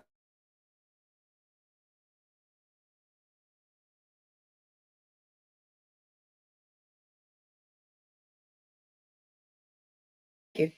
Sorry, trying to get my husband to take the dog because he just like won't leave me alone. Okay, he's like a 3-year-old when you try to go to the restroom. He's just like no. Yeah. Anyway, I forgot what I was saying. So I just always felt like, what are you doing? Like, why are you trying to divorce what it seems like is your trophy wife type scenario? I never really got that. But when you say he wasn't really into the kids, now it kind of makes sense because also too, you never hear about his kids really on the show. I think maybe once or twice they've talked about it, but not really in detail about like his older kids, the ones that are like grown. And maybe it's because they don't want to be involved. I don't know. But it just seems like this part of it seems like fake. I don't know if I believe that Yeah, you're gonna get a divorce. It feels like you guys didn't really have a storyline. No one really cared. You were fading into the black, and you need something more than saying yeah. that Satan is drinking and putting alcohol in her coffee. And I died when Sutton said, my pocketbook. First of all, no, she said wallet because I was gonna say who says pocketbook, but no, I was just like, oh shit, like, oh Sutton, oh my god, I can't believe you just said that. But I think Sutton is saying everything she's ever wanted to say to Erica about Erica, Lisa Rinna, whomever else that's pissed her off. But what do you think about Sutton? I mean, about Garcelle saying that Sutton just really wants to be friends with Kyle. Well, she knows. She really does. I really felt that way the whole time. It's the Uh-huh. same thing I felt about Sutton and Lisa Rinna because for so many seasons, these ladies are saying we don't like you, like out of the gate, like the way they're handling you, they're gaslighting you, they're doing all of the things that they're doing to you makes no sense for you to still get on the show and say this person's my friend. When was Kyle? Right. She got you in her house and she's saying it was a good deal and whatever else. When meanwhile she making $50,000 a month. Like, what are you talking about? She's not helping you. It's like, what are you? It's crazy to me. And And she, even now to be like, oh, she just married and got that money. I'm like, that's how you about to get yours, Kyle. child. First of all, they were not at least according to Sutton, they were not wealthy when they met. They met like as teenagers. You know what I'm Yeah, saying? yeah. I do think Sutton still had like maybe a upper class upbringing because her mom is like a psychiatrist or something. So I don't think Sutton was broke or anything like that. But I certainly don't think she was like Kathy Hilton rich. Like I don't believe that. And I don't believe that Sutton just was sitting at home not helping her husband do anything. I just don't believe that. Because if that was true, I don't think she would keep going every season with this whole Sutton wants to be like a fashion store and all that. I think she likes And fashion. I don't think she would have got as much as she did in the divorce if she didn't help build it. Correct. Correct. And I think he was putting her name on everything because at some point they probably were in love and he wanted. I don't get from Sutton or her husband. I don't think he was a nice guy, a good guy at all, just based on from what they can't really ever say anything about him. I don't think he was a good guy. But I think he was kind of like what's the other lady's name? She's like a friend of, she was famous. Um, she's Sutton's friend, but I think is similar in terms of how she said in her divorce, her husband, gave her a good settlement or whatever. I feel like that's similar to what happened with Sutton. So Oh, Jennifer Tilly. Jennifer Tilly, that's her name. So yeah, Yeah. so I think it's similar in terms of that, but I also think it's because he knew that she was probably going to take him to the cleaners because she still has kids at home at the time, anyways, whenever she first was getting divorced and whatnot. So I don't know. I want to see what the reunion looks like because Kyle is, I feel like, on an island on her own. Why you don't like Bones? I don't like bows. Now I like bows. I just don't like her 14 different bags of hair she got on. Okay. So Bose is excellent. I love her melanin. I love her glamour. I love her daughter. Love, I love love. she's a boss. I love it. What I disagree with strongly is that this woman will come on this show, have her tagline be, I'm here to market the best product I ever did, me. Right. And then her storyline be Dorito as an ass helmet. And this man who she's never said I love you to, but wants to have his baby without being married. I don't understand that either. Help me understand. I'm like, stereotype much? So you're marketing being a baby's mom that wears white ladies as ass helmets while you're a melanated goddess. You're mixed messaging, darling.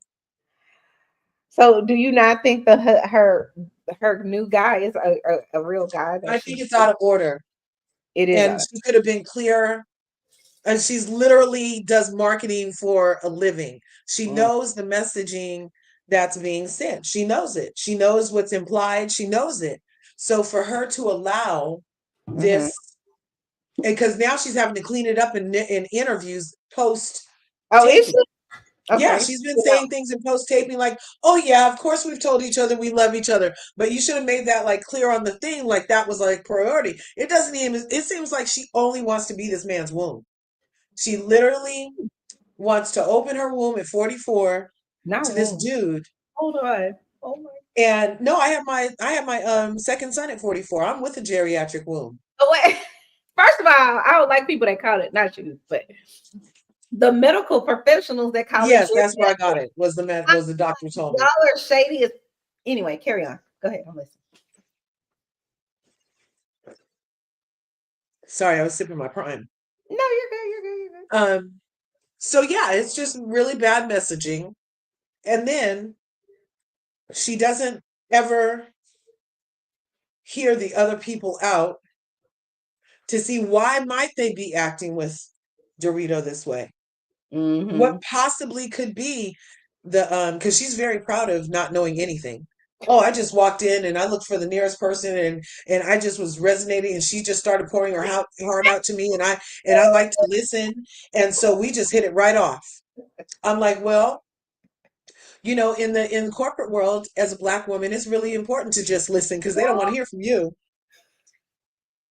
But you're on the Real Housewives of Beverly Hills where we want to hear from you.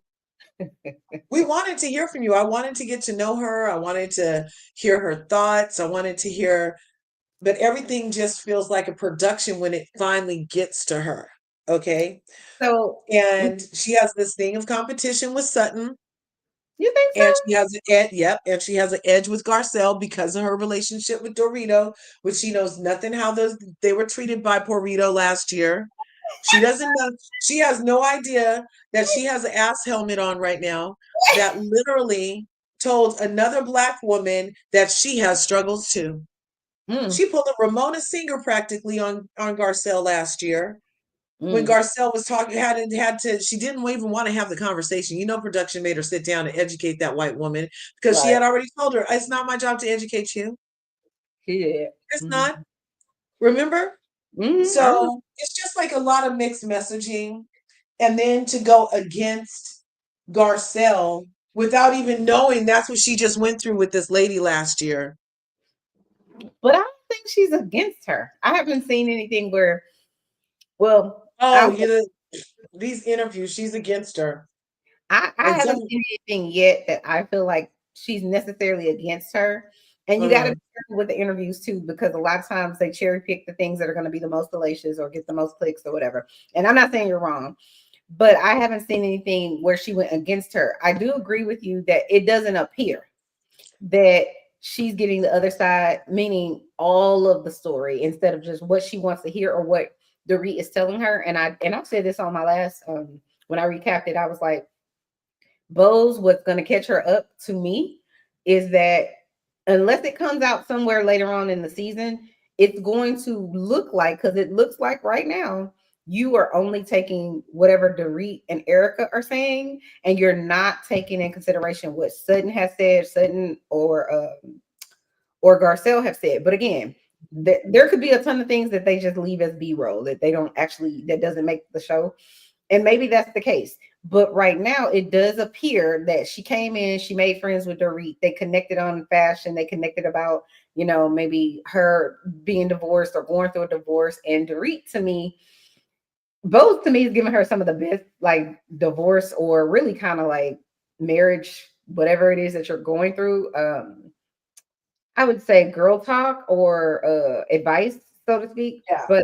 But I do think that it appears that she's team Dorit, but I relate to that though. I relate to both of it. I relate to what you're saying because you're not getting all the full story. So then how can you make an argument against or for anyone? Right. So if you don't have the full story, you can't really do that. It looks optically bad because it looks like you're on a different team. Right. However, I like Bose for a few reasons. All the reasons you said you like her, but I also like her because I feel like she's trying to be as authentic as she can be with regard to her relationship. I don't know how I feel about the relationship. I love the daughter. I love the daughter questions she asked the man. I think they were appropriate. Oh, that. Okay, real quick. Here's another thing. Mm-hmm. What woman do you know that would have been dating this man? I can't with you.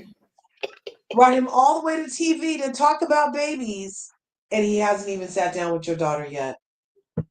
But we don't know from when that video is, right? So I don't know. But I also don't know that I would. But this is just me knowing.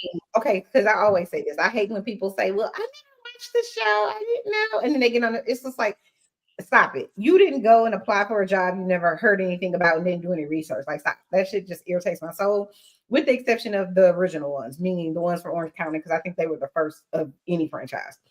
Yeah. They didn't really know what they were getting into to a certain degree, right? Mm-hmm. But everybody else, y'all are all fans of the show, so stop it. So that's why it irritates me too when they're like, the fans. I'm like, you a fucking fan. Like, let's not do that. You are a whole ass fan too, because that's how you got on the show. Like, stop.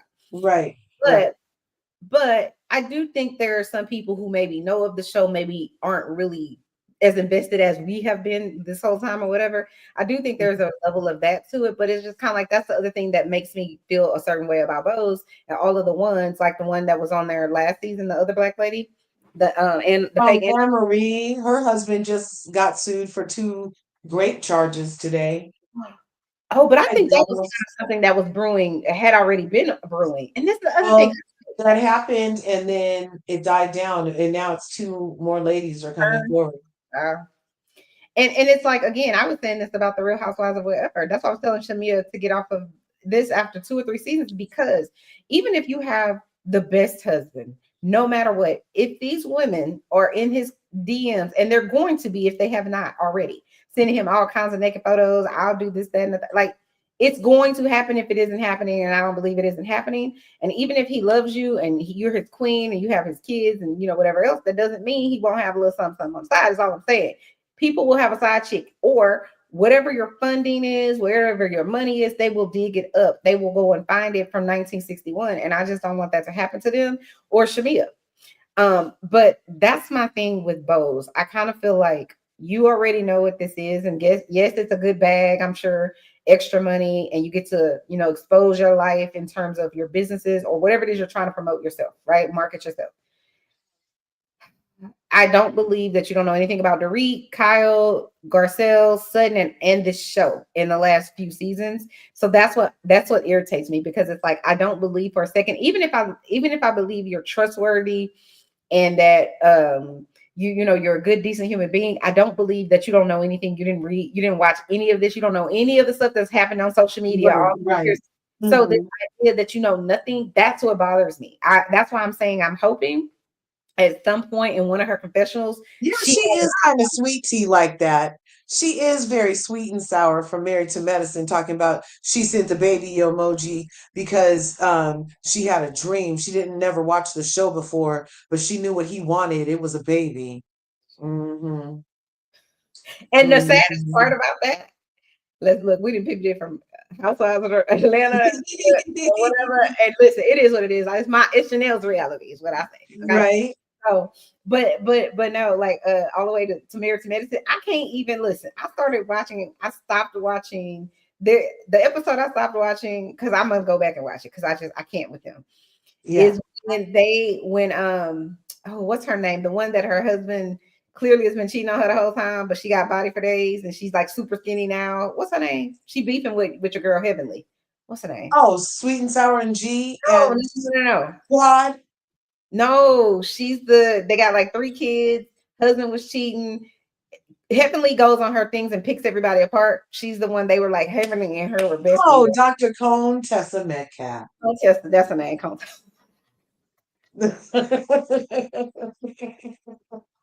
You a whole mess and I'm here for it. I love it. I stopped watching because like, well, you're different because I think you love Married to Medicine more than like the other housewives. Yeah, that's one But of my I love Married favorites. to Medicine too, but for different reasons. Like I love that they at first were just Yeah. it was just something about sexy, black, intelligent, accomplished, like it was just something to me about that was so attractive. So and I was like, I support this. There's some things and some shows I didn't have. I'm like, I don't know. How many times did they have to take that test before they pass? Like, because Right. license. Living Marriage Huntsville, Martell Holt. He took that builder's license 28 times. He's still I don't even know that he had it. Yeah. Your allegedly thing is up, right? Allegedly. Yeah. Allegedly, in my opinion, everything. I don't know none of these people. I wasn't there. Okay. I don't know. But no, so I stopped watching then because it's one of those shows where I just want to be able to binge watch it. And then I'll give my little, if I decide that I'll give my little whatever. I feel you on that. I let things stack. I don't binge watch. I don't be having, I don't have enough time to actually binge watch and remember. So, but I do love to stack. So I like having at least 2 episodes to watch. You know what I mean? Right. Yeah. 100%. So like even tonight I might go and watch Married to Medicine. It just depends on how I feel. I don't know. We'll see. Yeah. But like I've been I know that something happened at the reunion, or are they at the reunion? I feel like they're at the reunion. So the season finale was just the other night. The Oh, reunion's next week. so and that's the other thing too. And you can tell me what you think about this because this bothers me too now so much that because there is to me, it's no more fourth wall in my opinion. And what bothers me is not so much that it's not a fourth wall because we love the juiciness, But what bothers me is like you can't even get to the season because the season has been taken online into everybody's social media, and I mean with all of the different franchises. And so it's like they beefing in real time. We, the public, don't get to like get it out. It's something about a trailer. There's a reason why you have one for movies, so that people you give them just enough for them to be like, oh shit, I want to see what's gonna happen. And now we see what's gonna happen in real time so much that it's like I don't even know if I want to watch the show.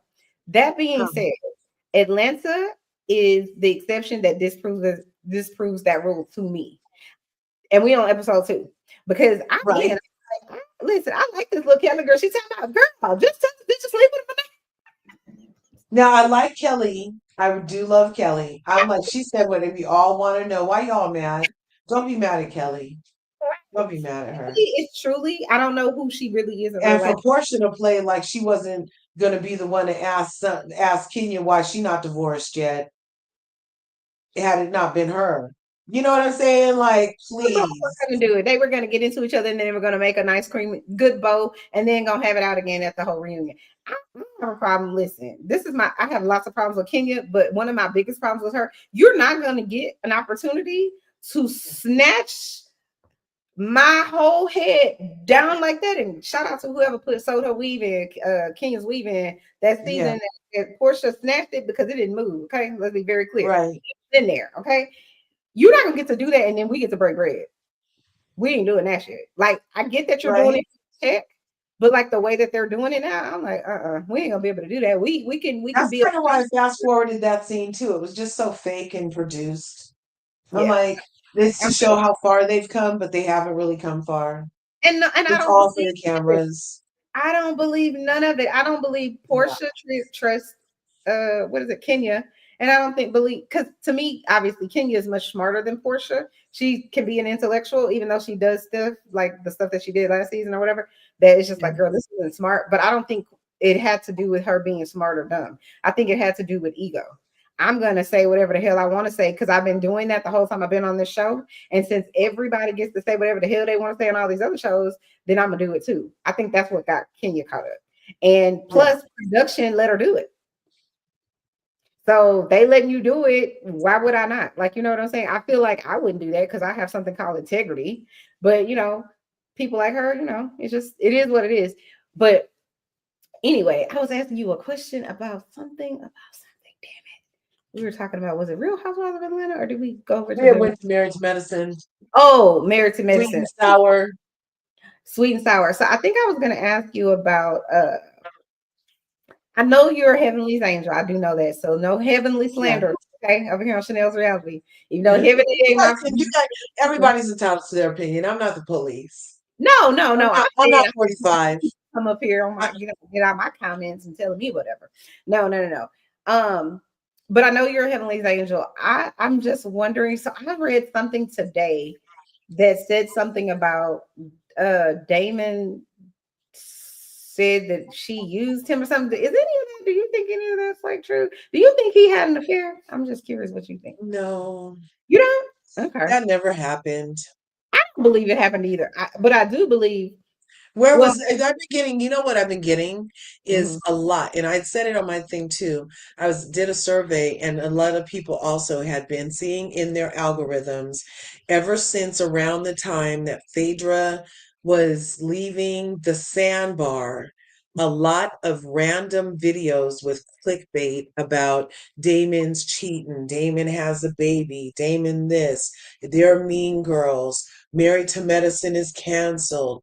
Oh, it's just like a lot of negative Married to Medicine stuff has all of a sudden been on my algorithm on my YouTube, and I don't engage. So I'm like, why are you here? And then I tell it to go away. And because you know you can click those three dots, and I'm like, I'm not interested.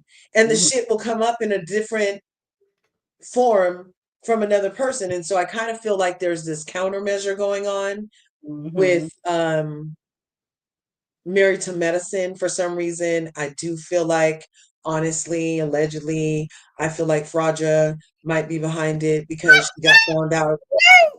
No, seriously, she got found out to be a liar, and then all of a sudden she's saying mean girls, and now everybody's calling these girls mean girls when, I mean, some people called specifically, I called like Toya and Simone meaner than, I don't consider your mama mean. I've talked about that before, but I do consider like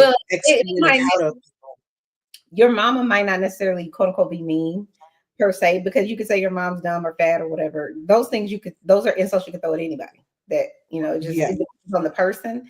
The problem with your mama is that is people's parents, their spouse, and their children is just something you should just stay away from it. Just stay away from it. Well, you know, then don't get me out my. If you know that that's possible, that's going to come out my mouth, don't talk about my children first.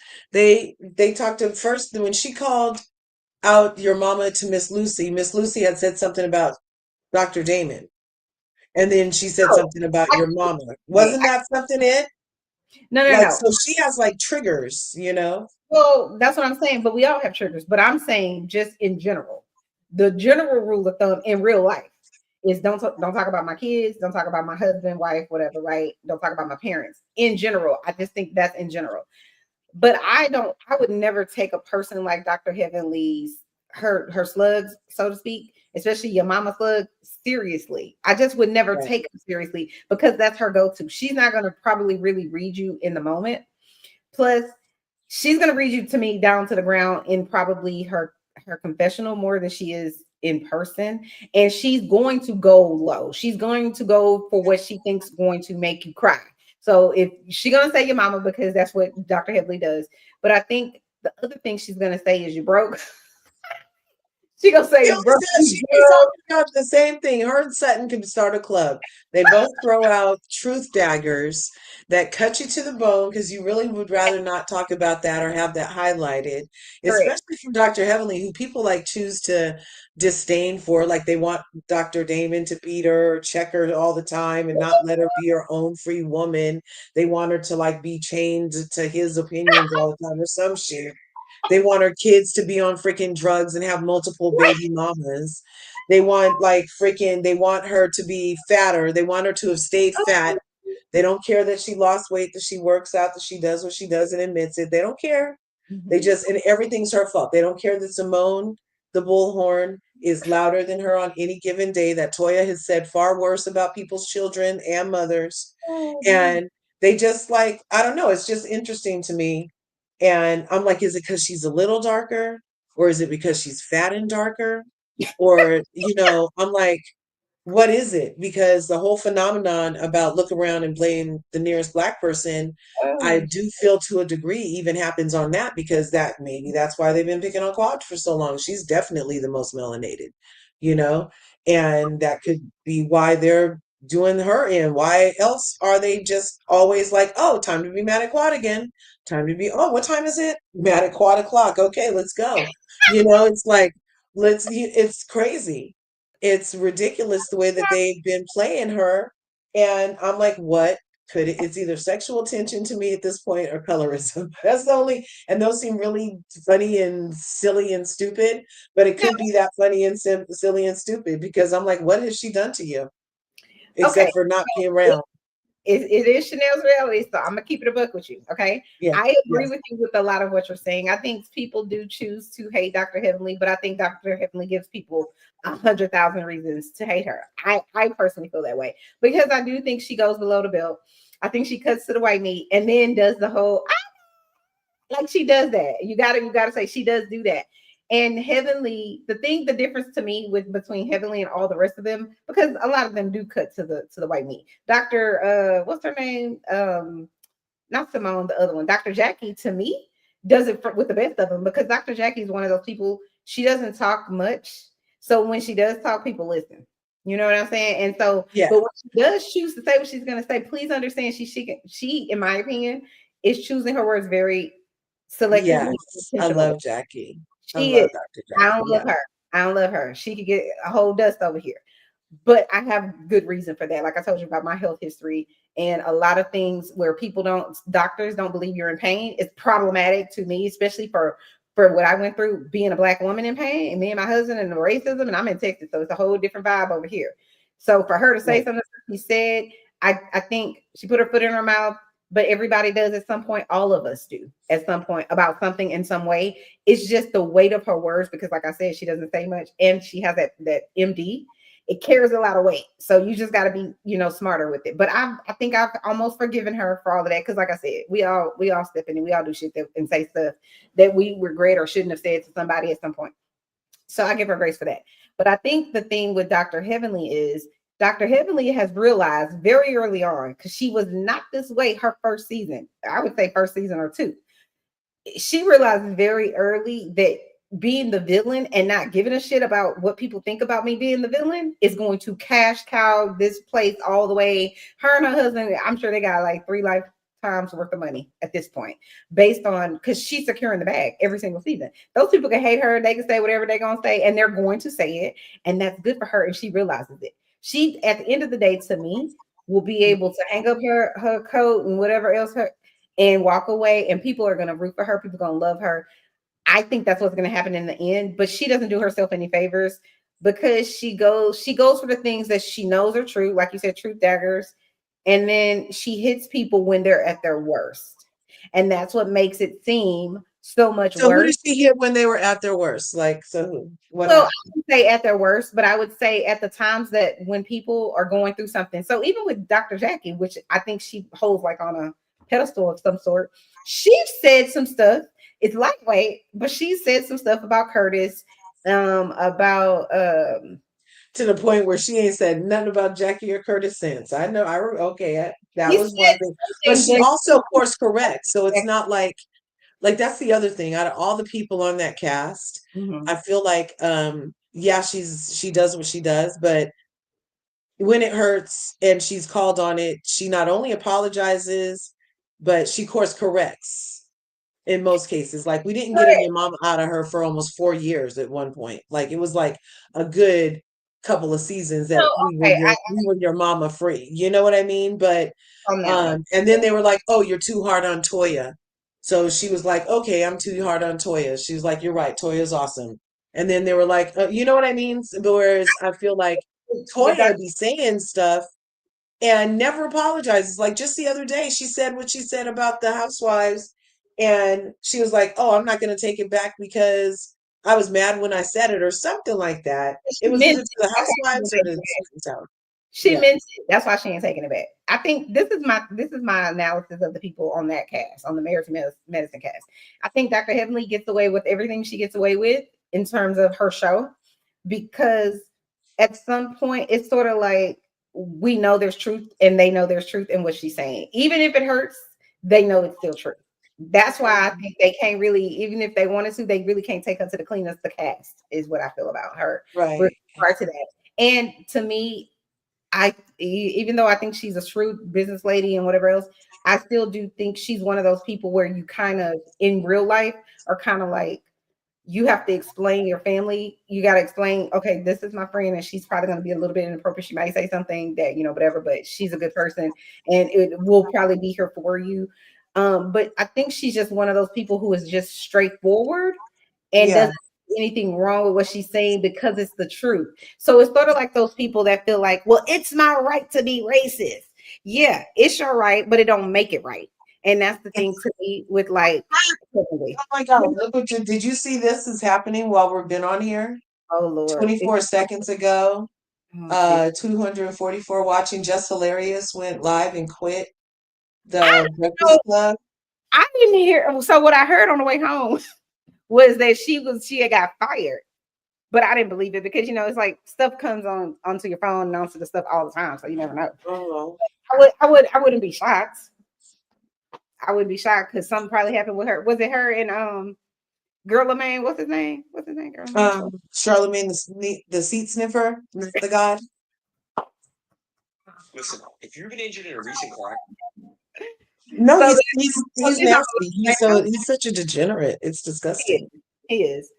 But okay, so listen, I'll just say this one last thing and then I'll get back to my regular live. But like I feel like my analysis of Dr. Jackie, she's slithery because like I said, she's very smart and she's very intentional with her words, with what she's gonna say, what she's not gonna say. But I have a soft spot in my heart because she's a cancer survivor. My mom passed of that, so I have a soft spot in my heart for her with that.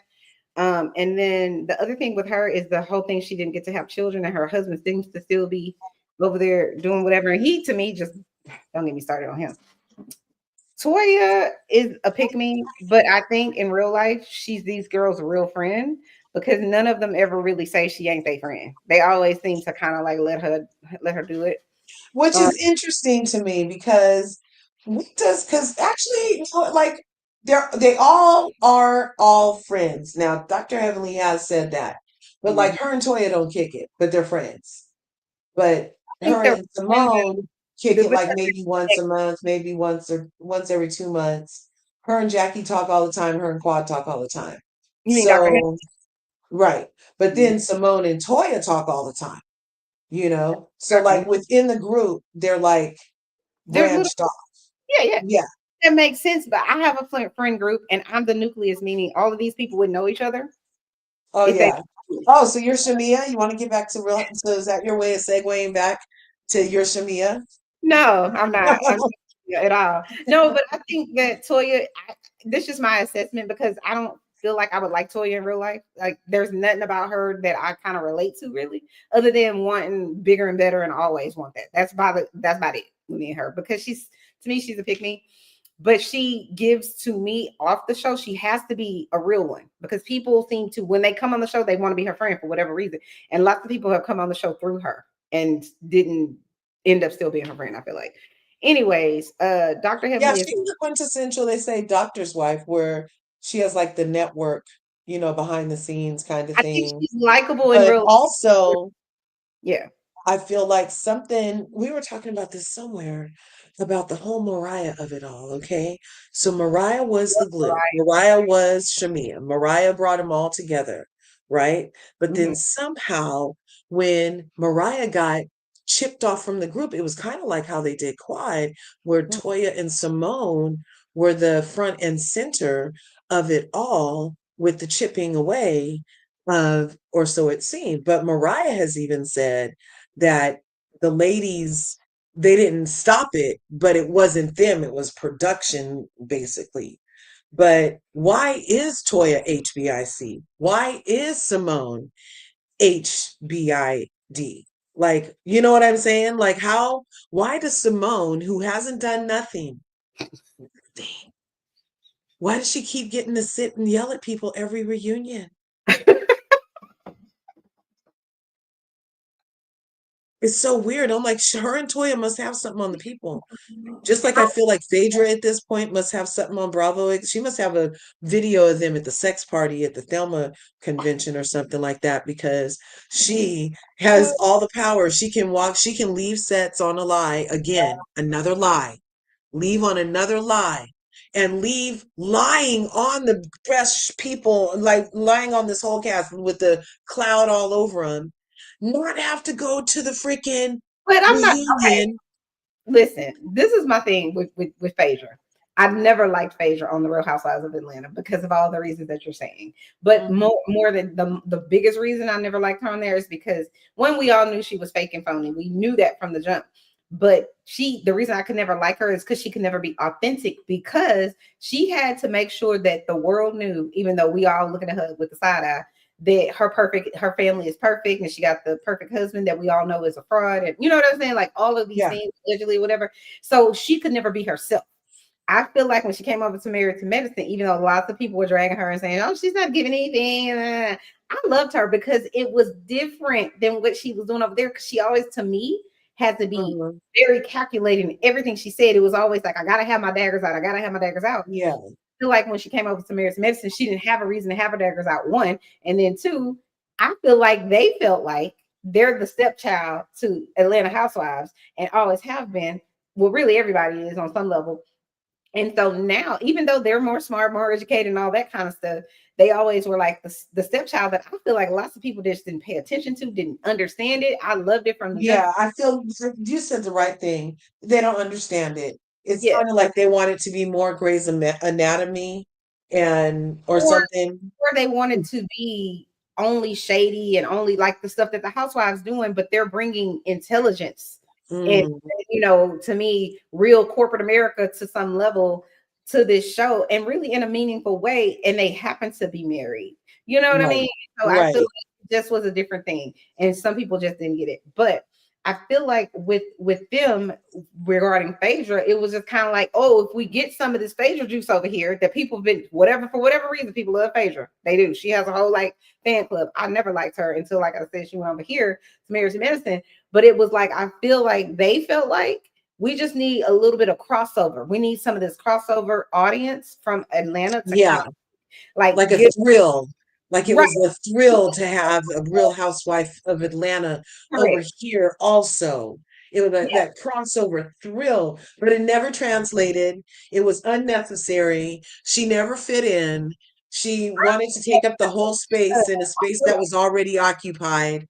I'm like, what do you have, blue stars all over you? Get away from here, lady.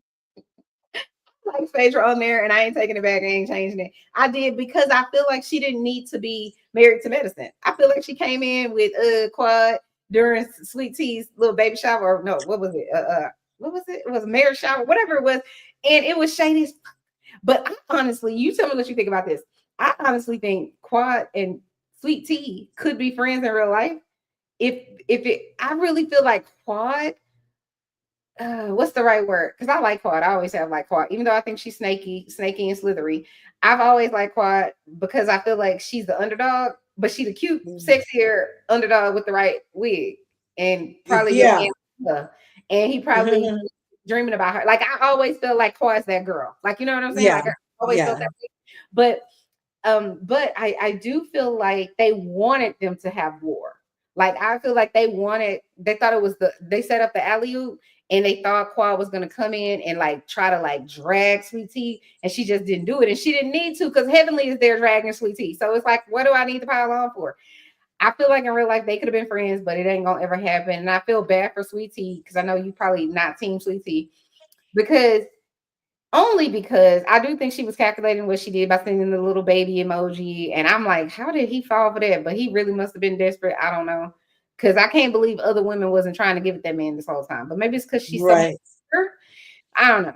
But I feel sad for her because I don't think she's really going to have a baby. And I feel bad for her in that way. And even if she does, he isn't, in my opinion, going to be the person kind of father or husband that she needs him to be. He's gonna be the husband that she thought he's gonna. I already think she figured that out though, but I think she's like a lot of people who think a baby will make our marriage work. And did you notice that everybody who thinks that ends up a single mom? I feel that way. I feel that way, but I don't think it's only on the moms or the women. But the mom ends up with the baby though. Right. I agree with that part, but I'm saying I do think that there are men out there that think so too. They think, oh, well, if we have a baby, then it'll fix it. It won't fix it. It's gonna exacerbate it. Because now you have to be a secondary person. You can't just be the wife or just. And that's what I feel like happened with PK too, is that he became second to a woman who he needed to be first. He loved the appearance of being first to this fucking goddess. Look at this lady, and she puts my wart, hobbled looking self first. It's like he's Shrek. Yeah. So I feel what you're saying. Continue. I didn't mean to interrupt, but I was just adding on. And I also liked Dr. Contessa. I never understood why she was married to that man. Like he gave very controlling. He gave everything Heavenly said he was. And okay, so about that, NENE used to get in trouble too for answering questions. And she would just answer a question. Shady as it was, she would either answer a question or be like, who? And either way, she would get ate up the next day. They'd be like, why you say who? Why didn't you answer the question? Or why did you try to get that lady fired by answering the question? And I just feel like you're damned if you do, damned if you don't. And when Dr. Heavenly was asked that question on the live, I was there. I finally got my wrench over on her channel. I'm so happy to be a mod. And freaking, I was like, I didn't take, she literally just answered a question. Do you think that she's abused? And she said, we saw it. She started it with, we saw it. So now she's referring to what we've seen as viewers on the show, which she also gets to be as a viewer on the show. She participates and then they send it to her. And she gets to see stuff that she wasn't there for. She's like, oh shit, that happened. So she's like, we saw it on the show, verbally and emotionally. We saw it. So was she rather supposed to say, we saw it on the show, rewind it, and not say yes? Or was she supposed to say, I don't know her? I'm going to refer back to my first statement about how I say people can be racist, because you're right. You could be racist in America, or sexist, or whatever it is. But just because you are that doesn't mean it's right for you to be that way. So that's part one. Part two is you got to be that person's friend first. This shit on the internet has to come second. I understand that she's asked the question and you're answering the question. And in my opinion, people like NENE and Dr. Heavenly are just being truthful. But just because, and me and my husband actually have talked about this, so I know this intimately, just because your intentions are good and just because you are right about something doesn't make it right. And just because you're not intending to hurt someone does not take away the hurt. It doesn't. Well, and then you're right. Heavenly, in my opinion, I think she's Dr. Heavenly online, offline, on the show, off the show. I don't think she changes much. Do I think she maybe doesn't say certain things in certain situations? Obviously, because I know when she's with her husband, she's not going to be trying to, embarrass him in any way. That's my opinion. But I still think she's authentically who she is. And you can't really fault people for being authentically who they are. I think if her friend was sitting there, Dr. Contessa, she probably would have still said the same thing. with her sitting there. I believe that, but I don't think she grasped, in my opinion. Maybe Dr. Jackie's helped her grasp it a little more, because she certainly doesn't do that to Dr. Heavenly. I mean, to Dr. Jackie, nowhere nearly as much as anyone else. So that lets me know you understand how to pull back, and you're choosing to not. But that being said, and also Dr. Jackie only showed us that one instance. It wasn't a season after season build up, bum rush the stage. After Curtis had his kerfuffle at the airport and made it through unscathed, he's been like a rock solid guy for the other men, basically. He's not like but he running the ain't streets, for her. running them up. Problematic. He's not there for her, and that's problematic. But to your, and I agree with you on a certain level, but I think that's because Dr. Jackie is very, like I said, very intentional about what she does and doesn't do, what she shows and doesn't show. And I feel like she's shown that she's been embarrassed, or he, in my opinion, Curtis has embarrassed her enough with the, I'm not gonna have kids. I don't want to live downtown where you could be closer to your job, even though you're the only one working around here. Like, it's just crazy stuff to me that I feel like, even though he had the right to say, no, I don't want to do that, that's not where I want to be in my life, I just feel like he could have gave a little, because he wanted her to give and you didn't want to give. And so I have my own issue. I don't like him. But my point is, I think when you say it like that, you're right. I forgot he did all those no's to her. Yeah, he tells her no a lot. Right. And this is the only thing the woman had. Like, she survived breast cancer twice. I'm like, yo, like, give her something. But anyways, I feel like Dr. Jackie learned, and is a person who learns from her mistakes, in my opinion, to a certain degree, where she's just like, okay, well, we're not doing that anymore. I'm not going to continuously show this man being stupid. If he shows himself being stupid, then that's fine. And in my opinion, that's why we only really see him with the men. You don't really see him that much with Jackie like that, personally. So I feel like for Dr. Contessa, she, to me, is one of those people who is, it almost feels like you living in a land of delusion, right? So it's like, let's go there. Yes. You're standing in our face telling us that this man isn't abusive, but you're telling us also and showing us that he's abusive. But you want us to think that he's not abusive. And it's like, when he's abusing you in an emotional state, gaslighting you and making you think that maybe he's cheating and he maybe not cheating, but you know he's cheating because you didn't found him cheating. Like, you know what I'm saying? It's like you showed us year after year how he's not supportive. You want to go get your new whatever it is in Tennessee, your other the lady, the girlfriend, and then having that health person that she didn't even know he was seeing her. All of those things you're showing us, meaning you might not necessarily be out your mouth saying it, but we seeing it on the screen. So why are you surprised when Dr. Heavenly, who is a part of your show, is saying the same things that we're witnessing on the show? I understand. And also the word volatile. Right. Volatile by itself implies abuse. There's nobody's walking around in a non-abusive relationship that isn't volatile. Like, I don't. Anyway, go. I'm sorry. But so she comes. It's a very, what's the right word? It's very nuanced, right? Because I've worked with people who are in very abusive relationships, violent relationships. You know what I'm saying? Where they don't. Some people make it out, some people don't make it out. You know what I mean? Oh my God. And so it can look a certain way. I actually know. So do you have to go help them?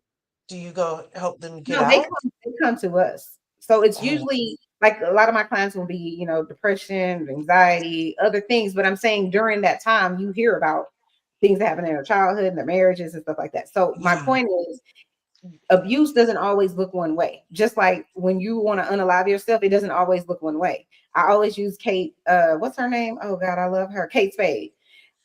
Because she was the picture of, I'm a boss, I've you know, built this, you know, mega whatever it is fashion line, and still, you know, have kids and family and all that, and still unalive herself.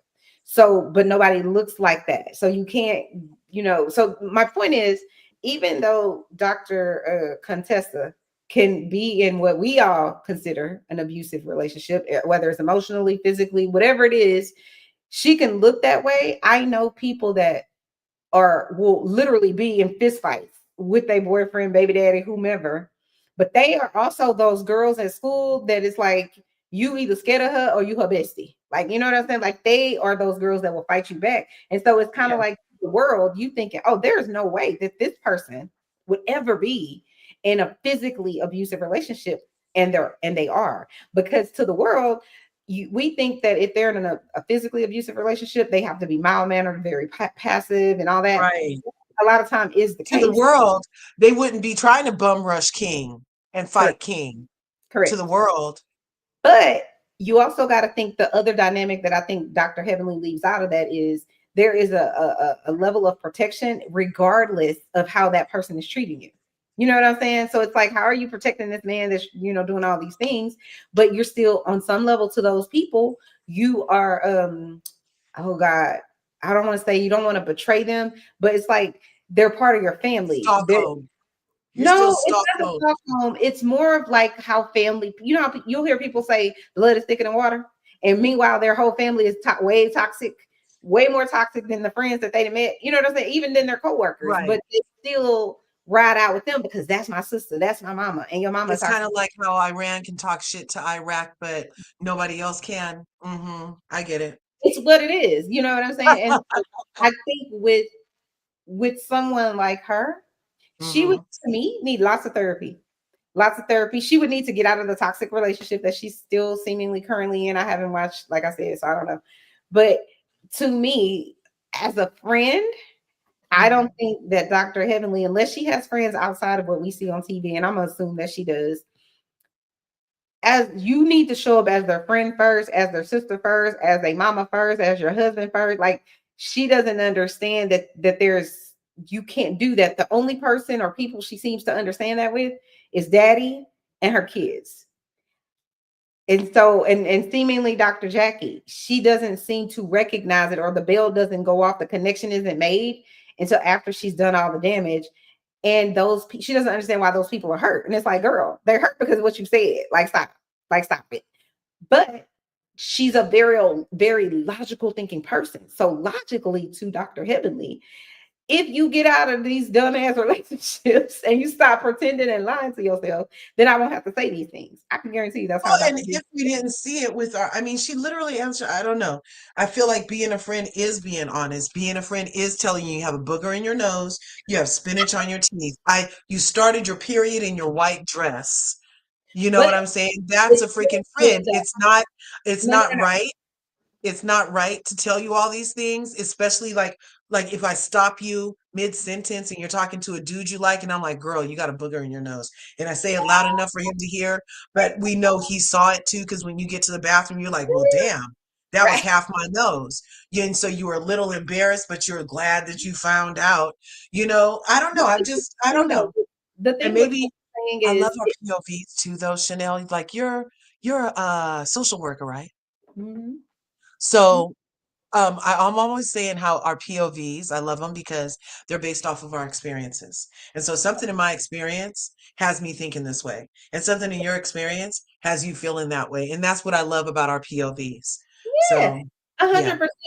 And what I was going to say to what you're saying about, like, with being a friend, show up as a friend first, as a sister first, as a daddy first, as the whatever it is first, because humans, we're very nuanced, right? So many of us, I would say, have different friends and different levels of our friendship with those different friends. So there's that friend that you will tell everything to because you know they're a bald, and they ain't never gonna say nothing, they ain't gonna throw it in your face, whatever else. You don't ever have to worry about that. So you can tell everything to. There are other friends that you have that you're not going to tell everything to, but maybe you talk about, parenting with them, but you might not talk about your marriage. Or you have another friend where you talk about your marriage, but maybe not the kids.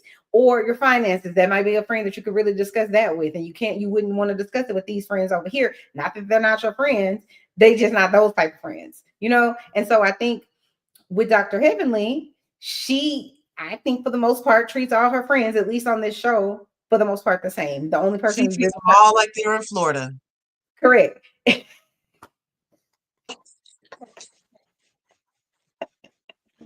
She only know one way to be a friend, and that's a friend from Florida.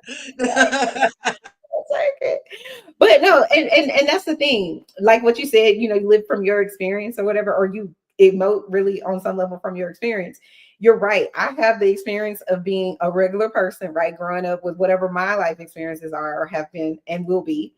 But I also have the work experience of working with people in social work. And that's every class. It doesn't matter the money level or whatever. Listen, I work at a company where it costs $55,000 a week. I'm sorry, a month to come get services from our place, from our psych hospital.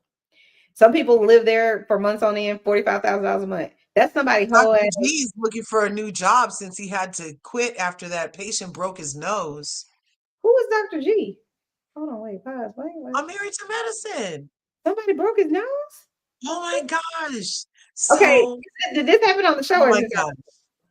So it kind of, okay, well, it relates to the show only because his excuse, you haven't seen the episode of the sandbar and when Quad I went haven't off seen it. and when he I pokes, probably up all night he watching the pokes, show. okay, you're gonna see him poke Sweet and Sour with with a whiteboard that says 2 times on it, which says how many times they have sex a week. And he's gonna be poking her with the board, yelling at Okay, her. don't tell Be me. I don't quiet. know. Be Don't tell me quiet. no. It's horrible. It's horrible. Don't tell me no more. I want to know. I don't know. But he gets so he must clearly got into a fight with the wrong one. Okay, got it. Mm-hmm. So he said the reason he acted that way was because the day before they left, he had to quit his job because something happened with a patient. Come to find out from Sweet and Sour and Contessa on YouTube, they did a one-on-one, and she said that he got in an altercation with the patient and the patient had fractured his nose before they went on the trip, and that's why he was so upset and on edge during the trip. Anyway, just remember that when you see the episode. Okay. Well, yeah. So, like, when you're dealing with people who have, severe mental illness, and I deal with like the gamut, everything from anxiety to conduct disorders, all kinds of stuff you would never even know. Auditory, hallucinations, visual hallucination, all kinds of stuff. But it is very real, and people, they come to you, and so that's what I'm saying. Like, yes, I come from my experiences, but I have so many experiences because of my background in social work and in therapy. Meaning, you have people. It doesn't matter. We have millionaires. Yeah.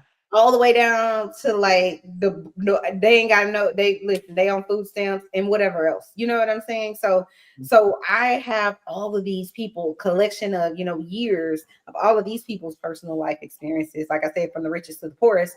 And it doesn't matter that your money doesn't matter when you're depressed. You know what I'm saying? Like, it doesn't matter. Your money can't buy you out of that. Yeah, you can get some money some medicine and some other things that might be able to help you, but might not. It just is what it is. A lot of times, medicine for mental health is it's just a what's the right word? It's a mental restraint, right? It's restraining you. That's why I always know when Kanye listen. I don't know. Is his meds calibrated? That's how I know. Yeah, okay. Just saying. But anyways, no, I think that like I said, there's different variations, and sometimes in life will teach you better than anything else. And so I always hope, even with Dr. Heavenly, like I said, I don't like a lot of the stuff that she does, but I feel like a lot of people do a lot of things, and just because she does it out loud doesn't make it any less egregious, because you did yours under the table and nobody really saw you. Right. You know what I'm saying? So she's like, she understands the assignment. Like, that's just how I feel about it. But I could never be friends with her because I don't want you telling me about if I said this happened with me and my husband or this happened in my finances. And I don't need you to tell me shit. And this is the thing about being a therapist and really a social worker to begin with. One of the things is confidentiality, right? Out of the gate, that's what you're going to know that you have to do. But this is the thing. It's not my job to tell you that you messing with some cheater, pumpkin eater man who treats you like shit. You already know it. Let's be very clear. People who are you told me. Yeah, know that. But I don't need you to tell them, Dr. Heavenly. Like, you get what I'm saying? So it's just like, why are you doing that? You're doing that because you're mean as hell. Period.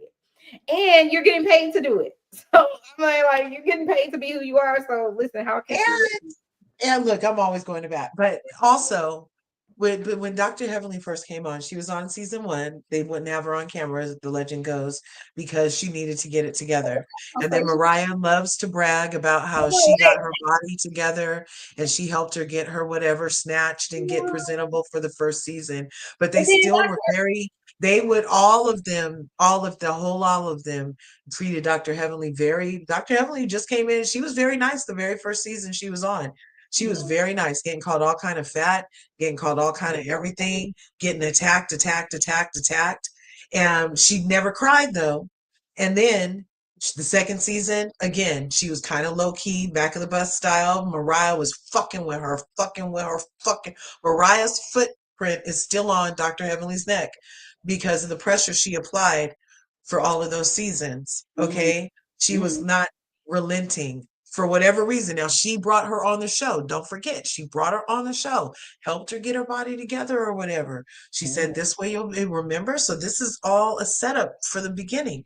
And then now this is how she is. This is how she copes with being treated like that. So you're either going to treat me like that or I'm going to be the villain treating y'all like that. So I kind of feel like she did a flipping up verse reverse slip it and really leaned into her Miami Dade County. And because even the other doctors, remember, they'd be like, you're not a doctor, you're only a dentist. I mean, look, remember the other doctors, but even Dr. Jackie and Dr. Simone was on that shit with her. And she's their best friends now. So that's why that was like the first thing. And Dr. Jackie was like, you're fat, and so, yeah. And then Dr. Simone lets Cecil talk to her any kind of way, but then gets mad when she answers Dr. Cecil. You know? I think too, like, I'm glad you brought that up because I agree. I didn't know the myth about her being on season 1 because lots of people said she was season 1. And I remember I used to argue and be like, no, she didn't come on to season 2. She was at when Toya was Hood, and that's what I'm saying. There's a lot worse people know that. Heavenly. I didn't know. She was at the scene where Toya was fighting Mariah. Oh, Jesus. Oh, my God. Listen, I agree with you wholeheartedly. That's part of the reason I couldn't stand Dr. Jackie from the jump, because I just was like, one, why are you saying this lady isn't our doctor? Because last time I checked, the dentistry board or whatever, the people that oversee each state, they said she is. So stop it. But she was trying to malign her, and I can't stand a bully. And that's why I said that Dr. Jackie will choose her words. She's very intentional about what did she tell her? Because it's things that I remember. She said, come and see me when you need it. Talk to me when I'll come to see you when I need a question on the abscess. That's what she said. Yes. Wait, like how that also like, the level of strength that Dr. Heavenly had to have, because I don't have that level of strength. No, that's what made her love Dr. Jackie. That's what made her love her. Because of her upbringing in Miami-Dade, she was like, oh my God, Jackie loves to play. She said that was part of what made her love Jackie, was because she knew Jackie was down for the shit after all. And I respect that. I'm not that girl though. We're not doing that. Not when it's my, like, okay, so there are certain things I can play with, but you don't know how hard I worked, went to school and had to take these, these tests, these state exams to get a license. So we're not gonna do is play with my license on this TV show for millions of people, because like I said, you can't take it back. I get that Dr. Heavenly is a different type of human being. Okay. Yeah. So for her, because she probably plays like that with people, it wasn't a big deal. Right, it's a big deal to me because I don't play like that. Those fights don't play like that. Right. We're gonna fight. Yeah, we're gonna fight. Yeah, you wouldn't even seemingly attract that for an experience. You know what I mean? It doesn't really feel like something that would have to be attracted for a regular experience, at least. Right. You're having to, but, you know what I'm saying? Like, because you don't even roll like that. You know. And I think that people know real quick. Just like kind of how they know with Dr. Jackie and they know with Dr. Heavenly and Dr. Simone, she's gonna scream at you. They kind of know real quick, like she's not the one you want to play with. Although I have a heart of gold, in real life, I'm not that girl. Like I'm not playing with you. Like not about things that could disrupt my life. Like you trying to tell me I ain't a real doctor? Like girl, we ain't doing that. Like like that's crazy, right? But for someone that's like Dr. Heavenly at that point in her life, because I haven't always been a licensed therapist or a licensed social worker or whatever. At that point in Dr. Heavenly's life, she was already that girl. You know what I'm saying? So she probably was already cemented in whatever seat she was in. So it's like, whatever, I'm already a millionaire. I don't give a shit about that. Like, you know? Yeah. So I feel like if she's already, like you said, that girl, like, then it's kind of like, okay, well, I have somebody to spar with. And I respect it, but I don't play like that. Right. Listen, no, but I was pissed for Dr. Heavenly because I was like, how dare y'all sit on this show and act as if because someone weighs 125 pounds, they're healthy. Last time I checked, skinny people die every day, do they not? Oh, okay. Karen Like, Carpenter, rest in peace. Like, what are you talking about? It's just so ignorant. Yes, people who eat fatty foods and have high cholesterol and all the high levels of caloric, whatever value in that food, absolutely, it's not going to be good for them. But skinny people do it all the time. I have a whole bunch of skinny people in my family, and they stay skinny, okay? And they still eat meals in the room. Like, what are you talking about? It's just your family genes are different than mine. Yeah. Like, it just is what it is. But anyways, I love them over there on Married to Medicine. So now I'm gonna have to go over there and watch. Yeah, you're gonna enjoy the season. You might be upset, you might not. I don't know. I'd love for you to come back and tell me if you think that Sweet Tea is Dr. G's next victim, and if all of her co-signing after the fact is healthy, or is and I'm tripping, and this is because I'm like, is there that much money? I No. can't be mad. So this is the thing. Whatever Sweet Tea says out of her mouth about anybody that says anything about her, specifically Dr. Heavenly and her child situation, I don't have no respect for that. I don't think it's a fair fight, especially when you've already had your kids and you past kid having age. And I get that Dr. Heavenly is fighting whatever fight she can fight whatever fight she wants to fight. But I do think that there are certain things, like I said earlier, about your mama, your spouse, your kids. But even that to me is even way worse because you talking directly to this lady about her fertility issues or whatever, but you not realizing or don't care the millions of people around the globe who struggle with infertility. And it has nothing to do with them. They could have a perfectly good womb and whatever else, and they still can't get pregnant for whatever reason, or get pregnant, have miscarriage after miscarriage. So I just feel like that's one of those areas. And I know what you're probably gonna say, well, then don't bring it on the show and this, that, and the third, because people are gonna say that if you don't want people to talk about it. I get it, but it's just not a fair fight. It's not a fair fight. When you've already had your 3 kids and whatever else, it's just not a fair fight to me. To other people, like I was saying this about Shamea when she on the Housewives of Atlanta. I didn't know this, that people have been saying this, but basically, you know, she had a surrogate to have her baby Shiloh, and her baby Shiloh had or has a whole bunch of like health issues. And it's due, I think, partially to what happened with the pregnancy, but the surrogate found out she had cancer with the pregnancy. And so it's like, you know, how dare people get online and say, that's what you get. You shouldn't have been having it because you wanted to keep a sexy body. You shouldn't have had a surrogate. And it's just like, how gross are you? Like, I just think there's levels to the, it's just, you just need to turn the computer off, like turn off your whatever. If you got to go, like, do that to people. That's the kind of stuff. That's why I will never agree with any of the stuff that she says about Sweet Tea. What you call her, sour tea? Sweet and sour. I think this about sour tea. Oh Lord, I call her sweet and sour. People call her Lipton. So this is my take on Lipton tea or sweet tea. I think she, much like Quad, is swimming in a tank full of sharks, and she's like a baby dolphin, like legit.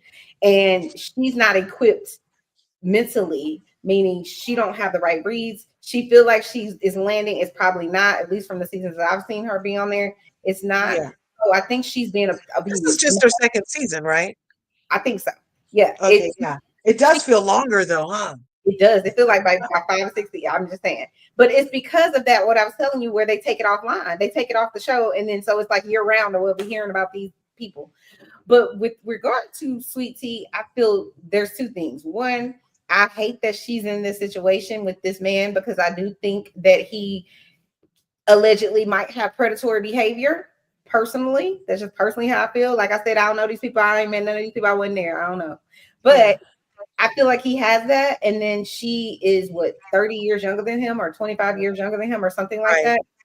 It's just not, again, it's not a fair fight. Even though women a lot of times are mentally older, maturity level wise. Wait till you see how he uses his mental prowess on her, and I'm not, and weaponizes it. It's like it almost feels like at times like he's abusing a mentally disabled person. Like it's bad. Okay, I definitely have to. Look, I'll be up till tomorrow. Listen, watching the damn show because I gotta watch the next episode anyway. Yeah, I think that it's not a fair fight again because he could be her father. It's just not a fair fight. It's a fight she chose to engage in. So it's kind of like, well, you chose to engage in it. You can't be mad at the person if they TKO you. Like, this is the ring you stepped in willingly. You know, although she stepped in it willingly, I do think she was highly encouraged. Look at the money you're gonna get. Look at the notoriety. You can start a business. Blah blah blah. All the things that they do to kind of make you put yourself center field with everybody with a pow ready to send it to you. Like, you know what I'm saying? Why would you intentionally do this when you don't already have whatever else going on? Plus, I don't think she's mature enough. But I think so. I feel like what people do in this world, they're gonna chew her up and spit her all the way out. And I think it's gonna do a whammy on her mental health. I personally think that. I think that you're gonna hate this. Dr. Heavenly just said the other day. That like since the episode aired, that they used sweet and sour, and she was basically a pawn. I felt that way. Sorry, and that she was sorry, but she doesn't fit in here. And yeah. Well, again, I'm gonna say this: you're a full adult, right? So if you didn't come on this show, I would have a little more leniency, and I have a big heart. Let me be very clear, but I would have a little more leniency if you weren't already. I think what was she already 32 or something like that? Am I wrong? Yeah, 32 or 33. So you're already in your 30s. So you're past the fun girl, college girl, and I don't even give those people an excuse. I don't know why anybody gives people. They're still adults. Why are you talking about? Oh, that was my college years. No, you was just a hoe. Let's just be clear. So I'm acting like I was a lesbian in college. No, you were always a lesbian. Stop. Like you just wasn't out the closet. And shout out to the lesbians and the gays and whomever else, the alphabet people. I don't know. Y'all keep adding alphabet. So when y'all start adding the alphabet, then I can say, but right now y'all keep adding it and they, them, her, right. I don't know. But you're a whole ass adult at 30 something years old. So I can't. It's bad that sometimes it's, I was going to say, have you ever heard of the alphabet mafia? No, I haven't heard of the alphabet mafia. Go ahead and okay, never mind. Well, I want to know. Tell me about that. Oh, it's just because I'm sorry. This is probably going to sound horrible, but it's just like, okay, I'm from the 70s and George Carlin, Richard Pryor, okay, Archie Bunker. There was a lot of wrong going on. Okay. So you prepare me. Yeah, I'm preparing you because basically it's for the, the LGBTQIA because they keep adding so many letters. Oh, okay. And then they get mad when you don't use the right letter, but they just added that shit. Child. And so it's called the alphabet mafia. Yeah. So I agree. And you know what I really like? You can leave him down here now. Thank you, my love. You tired of the dog? My husband brought the dog back. Thank you, love. Like it's gonna be a puppy murder scene around here. You keep on with it. Hey, love. That's my little sis. But no, listen, I agree. I can't say I agree with everything because I don't know these mafia people. I wasn't there, okay?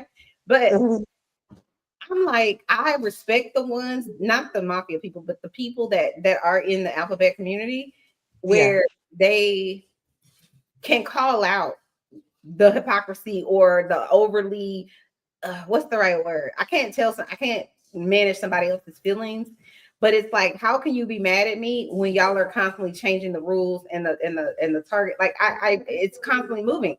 So I'm saying whatever I'm saying out of ignorance because everybody in the community feels a different way about certain stuff. So I was just like, how you gonna be mad at me? I don't really know. So sometimes it's just easier to just shut the hell up, which I'll be telling people all the time, just shut the hell up. But I don't know what you want me to what you want me to do because I don't know. I only know, and I'm here to be educated. Come educate me because sis don't understand. I don't understand. Um, Now my dog girl, look, I can't even with whatever Help he me. does. Help me. I can't. He child, I can't. No, but anyways, I don't know. I think if they take Dr. Heavenly out, they don't have a show. I know that sounds crazy, but I mean crazy, but I just that's how I feel. No, I agree. She carries the show, but now people are literally saying weird in those algorithm things I told you about. Mhm. There's a whole thread. People are literally like, does it need a They trying reboot? to Does it cancel need a her. pause?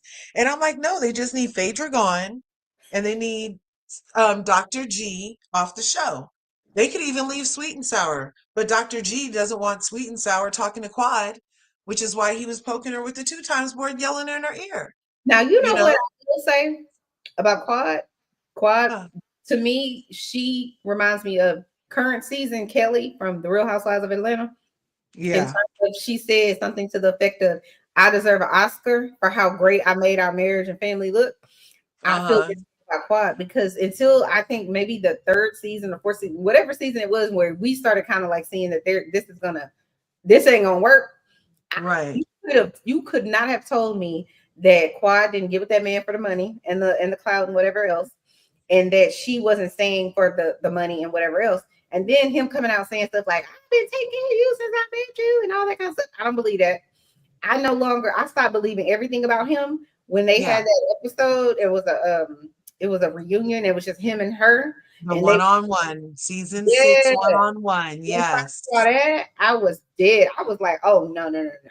That's when I knew this man is highly educated and intelligent and a mastermind at really faking and manipulating things to seem a certain Yeah. way. Right. He's a mastermind at it. And if Quad had not outed him in that way, I still would Yeah. have probably been like, well, she just left because she's just, whatever. Because I felt that way. I'm like, why are you seem like this man just wants a baby. Like, why are you Yeah. acting like that? Like, that's how I Right. felt. I felt like she was Yeah. that I was like, "Oh stereotypical. my God, give this man what he wants. He's her husband." Like, I Because was totally feel I had no idea. because Yeah. you're thinking he's just taking care of her because she's just a cute wife, sexy wife, Yeah. or whatever. And then when you realize, well, when she met him, she was accomplished and, not necessarily where he was, but she was Mhm. doing whatever on her own. And since him has been doing whatever. Like, you know what I'm saying? So it's like Right. she didn't lose her position on the show because you left her. She actually kept it and still there. And then you returned for whatever reason. But she also, to me, seemingly upgraded her life.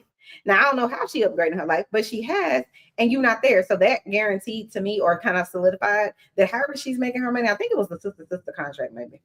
Thank you. However she's making her money, she's able to do it, and she's able to reinvent herself. And I don't. Let's be clear. Squad isn't my favorite either, but I love a comeback story. I love somebody that can like get kicked down and then get back up. I feel like she's Yeah. that. Definitely. I'm here for Miss Quad, Miss Quad, Miss Quad, and her new man, Keith. Honey, Oh, they are a beautiful couple, and I can't wait till they have little babies. you think they're And gonna have babies? I hope they oh do. my God, it's part of their Don't tell me storyline this they do. season. Okay, It don't was tell me. part of their storyline. Okay, okay. I don't Yeah. know. Okay, So now it's a race of the wombs. stop. It's a race in my mind, I'm like, ooh, wouldn't it be awesome if her and King end up pregnant Here first? you go. Because Here you because go. I Gregory cannot. only gave her 2 years, Dr. G told her Uh, he has you have listen. 2 years. Mm. You haven't seen none of it? I told you where I stopped. They still at that cowgirl thing that they did wherever they went, and they what's called Toya was Okay, in. I think when they get back from that, maybe he sits her down and tells her she has 2 years. He tells her she has 2 years. I really do. She has a whole twin, and her twin has shown that she could pop off. I hope her Yeah, twin and her mama, her auntie, whomever the people are, I hope that they come and get her and rescue her. And I really do hope for her she finds yeah. a better No, person. you just go. Okay, if you don't want to watch the episode tonight, I'm gonna just watch it. Don't tell me. just go watch her freaking YouTube and see what she thinks. and then watch the episode, and then Oh, you'll know how crazy she is. Ooh, that's a good way to do it. mm. Go watch the 30 minutes from last night on her YouTube, and then you'll hear how she's like, oh, it was all them. I haven't done anything. There's nothing. Why are they picking on me? I'm such a victim. They bullied me. I needed to go to HR. I'm keeping all my notes. She's They saying all of probably these did bully things. her. They probably are bullying that lady. It's them against how many? I mean, it's her against how many? You know that Okay, ain't so fair fight, and I haven't oh my even seen gosh, this you're before. right. You're right. It ain't You're fair right. fight. But she And was in an alliance with Fraudra and Contessa, and they have went to HR and tried to get Quad kicked off the show. oh my There's god. all this stuff that happened. Okay, yeah. Don't tell me. I'm gonna go watch it. I'm gonna go watch it, and then look, I'll come back and we can have a conversation, and you can tell Yeah, me, and I can tell you what I think about it. Now I'm yeah, gonna have to get out here because I've been on here almost 3 hours. So I'm gonna come back tomorrow and finish this live that I should have been doing today because I'm yeah. tired. Oh, I gotta go to bed. Well, okay, last question. Hmm? Do you think this is the Real Housewives of Titanic or the Real Housewives of Atlanta that we're embarking on so far? It's episode 2, and I really do think we don't need any of the. We don't need Kenya. We don't need. I always felt like we need NENE back or any of the greats. I even feel like Mm, Cynthia. I'm glad Cynthia is there, but she's not really. I don't need her either because she really only in the confessionals. And like I said, they seen her and Kenya seem like B-roll. yeah, So if the season keeps going the way it's going, I yeah, think it's going to be entertaining. I don't know if everybody going to stay, but it's going to be entertaining for a few reasons. One, the one girl, Brit, I can't believe that her husband only likes women. So I think that's interesting. I want her to get something, her deviated septum. I need her to get that fixed. oh my But, God, thank you. I'm like, is that Coke? child, I can't. I need her to get that fixed. I think that her marriage can't be like they both. I feel like they both having some. He said to her, allegedly, when she was like, "I'm having a kid, we having a kid, like I just can't," and then you moving the mama in, or it's a lot. And I believe in moving your mama in, especially when you or your parents in when you just had a baby. But I don't Uh, believe they should stay there. I think they should get a house somewhere up the street or whatever. I believe in that yeah, or because like an in-law in the back, like, yeah, or around the corner, or something yeah. close, not too It's only in far, you America know? that we want to kick our kids out at 18 and hope they survive. And it's only really in the poor community that we do that. White people and rich people don't They're do that not shit. doing that. They They all don't do living on that. look at Dallas is an example of what They they're doing. we just do that dumb shit because it's like we have this, oh, I need to struggle because my mama struggle. No, I don't. I don't need to struggle. I'm in the No, middle of my kid. And if I had the money, yes, no, I'm buying Riley a Porsche for her 16th birthday. Sure am, because I'm that girl. Anyway, yeah, I think that the whole situation with that Brit lady and her husband is a whole ass mess and can be a mess on TV. So I think it could get good. And then I think with whatever happened with her in Kenya, once that kind of plays out, that's also going to lead her into her second season. I think the lady that the waffle lady, what's her name? right. Kelly. Kelly to me is a Why whole you ass. pick that lady husband?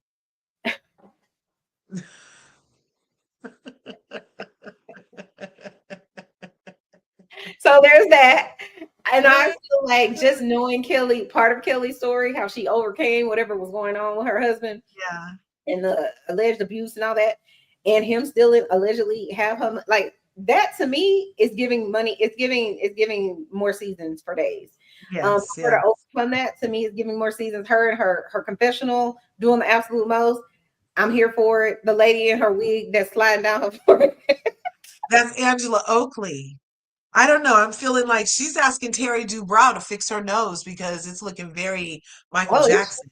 oh, okay. Well, I don't know. Yeah. All I know is her wig girl. But everybody, I'm giving them at least 2 seasons glow up because whatever. Now, I, Drew, I don't know that I believe because first of all, why are you marrying a man that took 10 years to call you back? Like I got a problem with that. Like, but whatever. I like her because she said that she got her money on her own and no man had to give it to her. So I support that. I support any person that's getting it on their own, man or woman, whomever it is. yeah, So I support that. I would like to see her pass this season to see if that life is really what they acting like it is. Because I don't trust a cook that is boiling corn. Why are you doing that? Corn has a natural little basket that came in. You put it in the oven or you put it on the pit. I don't understand why we boiling it. I don't get it. But some people yeah. like boiled corn. That's just not my thing. Yeah. And then who else do we have? Porsha. Portia's gonna give us whatever she's gonna give us because of the messiness with Drew and her baby daddy. That and I think at some point her and Shamea are gonna fall out. I just do think that Well, is. and I feel like you're right on all of those. All of those. And then who else do we have on there? Kenya, I don't know what's gonna happen. I kind of hope they bring Kenya back. Although I was team you and kick Kenya ass off, and we shouldn't tolerate this at last season. I certainly was that girl.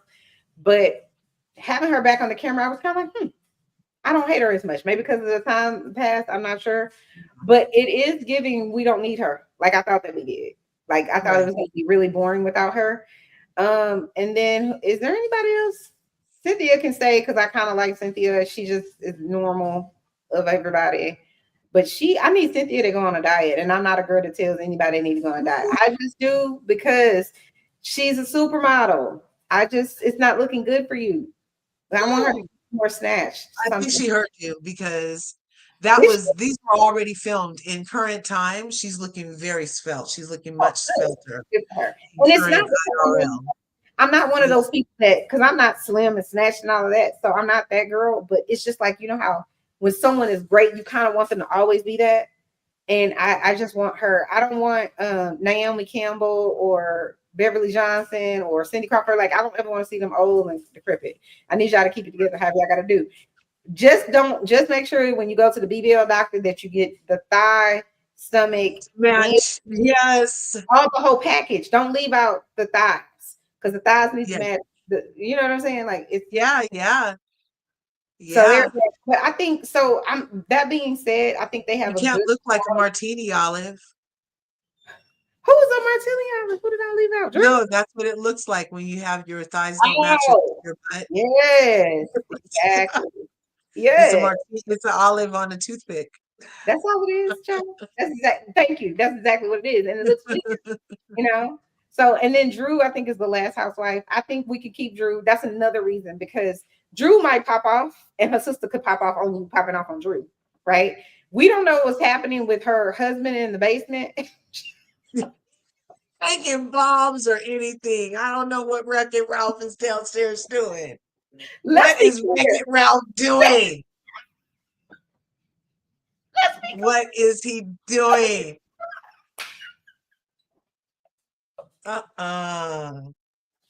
Listen, Wreck-It Ralph is fine. He's fun as hell. Oh my God.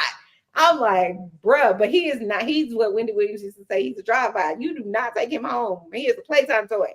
You certainly don't make him have kids with him. Like, he's crazy. Oh my gosh. He's trying to get child support. He's trying to pull a Bobby Brown. He's like, oh, you think you're leaving? You got to pay me. He's about to pull a Federline. He's going to pull a Federline. But real talk. So pause. Listen, this is another thing that tripped me out because last year, 2024, or maybe it was 2023, was the year of everybody getting a divorce. Kim and Croy decided to go get a divorce. Eva and that man. Shamea's husband bought Kim's house at the auction. Stop it. No. True. Eva, the diva's husband? Shamea. Shamea's husband bought Kim and Croy's house at the auction. Shamea's husband is like, look, I got money for days. Child. Anyway. And I think Shamea is a good addition to the housewives. I think she's giving, and I said this in the earlier part of my video, and look, now my computer say it's about to die, but like she's giving real housewife realness, meaning all the stuff with her child's issues, all the stuff with her having miscarriages and all that. That's true real life shit. Which is why I'm saying there's so many people that will relate to that. You know what I'm saying? Right. And that's real. And so her to come up at first, I was kind of giving her the side eye, like, girl, stop over here talking about. I hate when people ask me about my wealth. Girl, you got wealthy 2 years ago, stop. But if I was Shamea, I probably would be saying something. Well, I probably wouldn't say that because that sounds better. But just 2 years ago. Whenever it was, it feels like 2 years to me.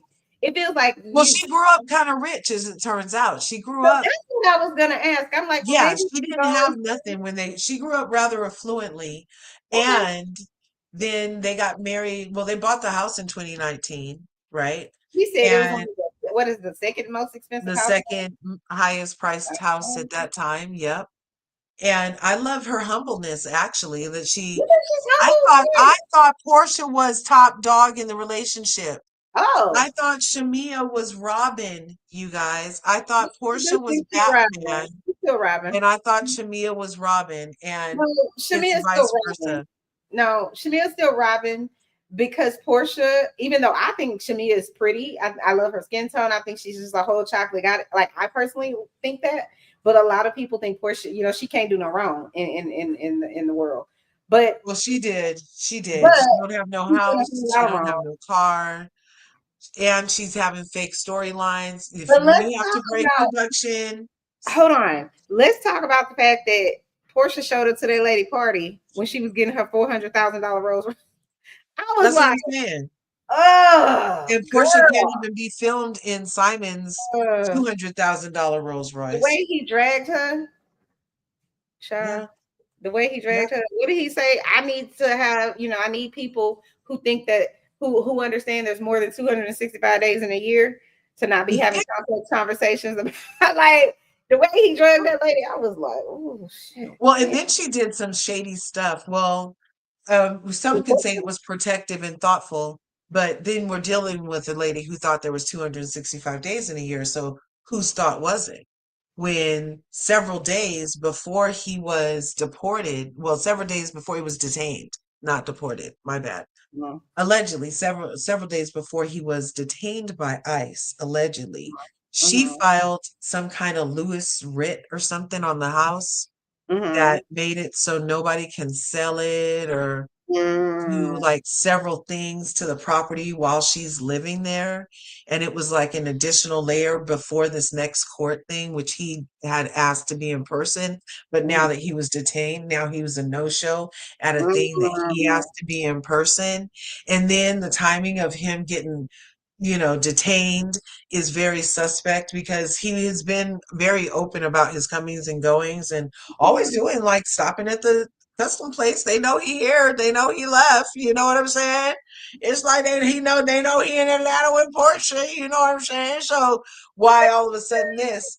And then to find out that this alleged document was filed just made some people be like, oh, she called on him. She called on him. But that would be pretty maniacal. And then it's like, why isn't she just filming in her own house? Why isn't she just driving her own car? It's just really weird. I don't That's know. the It thing. feels, That's what I was gonna say. That's the thing. Hold on one second. That's what I agree. I agree with some of that. I don't know if it's all set up that way, but I do think it's suspect. I haven't really been paying attention to Simon, so to speak, because I uh-huh. feel like everything with Diddy has taken over and Jay-Z and all that. So that's kind of been a lot of content Yeah. lately. But I didn't get but in the Diddy Myra, but huh? I've been paying attention to the fringe. I'm a fringe Diddy and a Yeah, fringe. and a lot of people, it's a lot for a lot of people to have to constantly be talking about, thinking about, things that are egregious like that, especially if that's, maybe happened to you in your life or loved ones or stuff like that. It could be a lot to be talking about that all the time. I'm in that field, so like I said, I get it, I understand it, and it could be a lot, a lot Yeah. for people, but it's just like content for days for people that want to, produce that type of content. But no, I hadn't really, and personally, I don't really care about whatever's going on with Simon. But when he was reading her rights, child, Yes. Oh my gosh. I was here for it. I was like, because he's the worst type of. Yeah, you don't really want his mess. And she said as soon as she filed, she's like, "Oh, he's messy. He's Girl, messy." he's the worst type of enemy. He's worse, in my opinion, than like Kenya Moore. He's worse than her because he has sat and listened to you. It's like, I shouldn't say this, but this is what it's giving. It's giving sociopath, meaning you are so below, like it's like you calculate, you listen to all of this stuff. He didn't just one day wake up and say, oh, let me go find out all the bloopers that she did in her life. You are that person already. So for you to already go all the way that low underneath the carpet, underneath the ground, like it was just like, oh my God. And then when you start hearing all of the things he's been accused of, then to me, again, allegedly, I don't know this man. I wasn't there. I ain't a doctor. I can't say he's a sociopath, but I'm just saying for me, for my opinion, it's giving that. It's adding up. You know what I'm saying? It's sort of like when you hear about Ted Bundy and all the things that they were like, it was just kind of like, oh, okay. So when I look at him, it's like you allegedly, all these things are alleged. You fraudulently doing this. You got kicked out of the country before. Somehow you came back and all this other stuff with money and stuff. The thing that I can't understand though is like, how do you get that much money? Like, because if you're going to get a loan for a home, especially I don't even know how much their home was, but let's say it was I think it was 7 minutes. Wasn't it 7? Whatever it was, you can't just get approved for that without showing true financial. So that's what I'm saying. He's not a scam. Like, he's not a scam. There might have been, I feel like the citizenship thing is the only for sure thing that is questionable. But the money is real. Like and is it really questionable even because they keep letting him in? If it was really a problem, he hasn't been living in secret. He hasn't been a recluse. He's been very out in the open, having clubs, restaurants. He produces movies. He does all kind of stuff.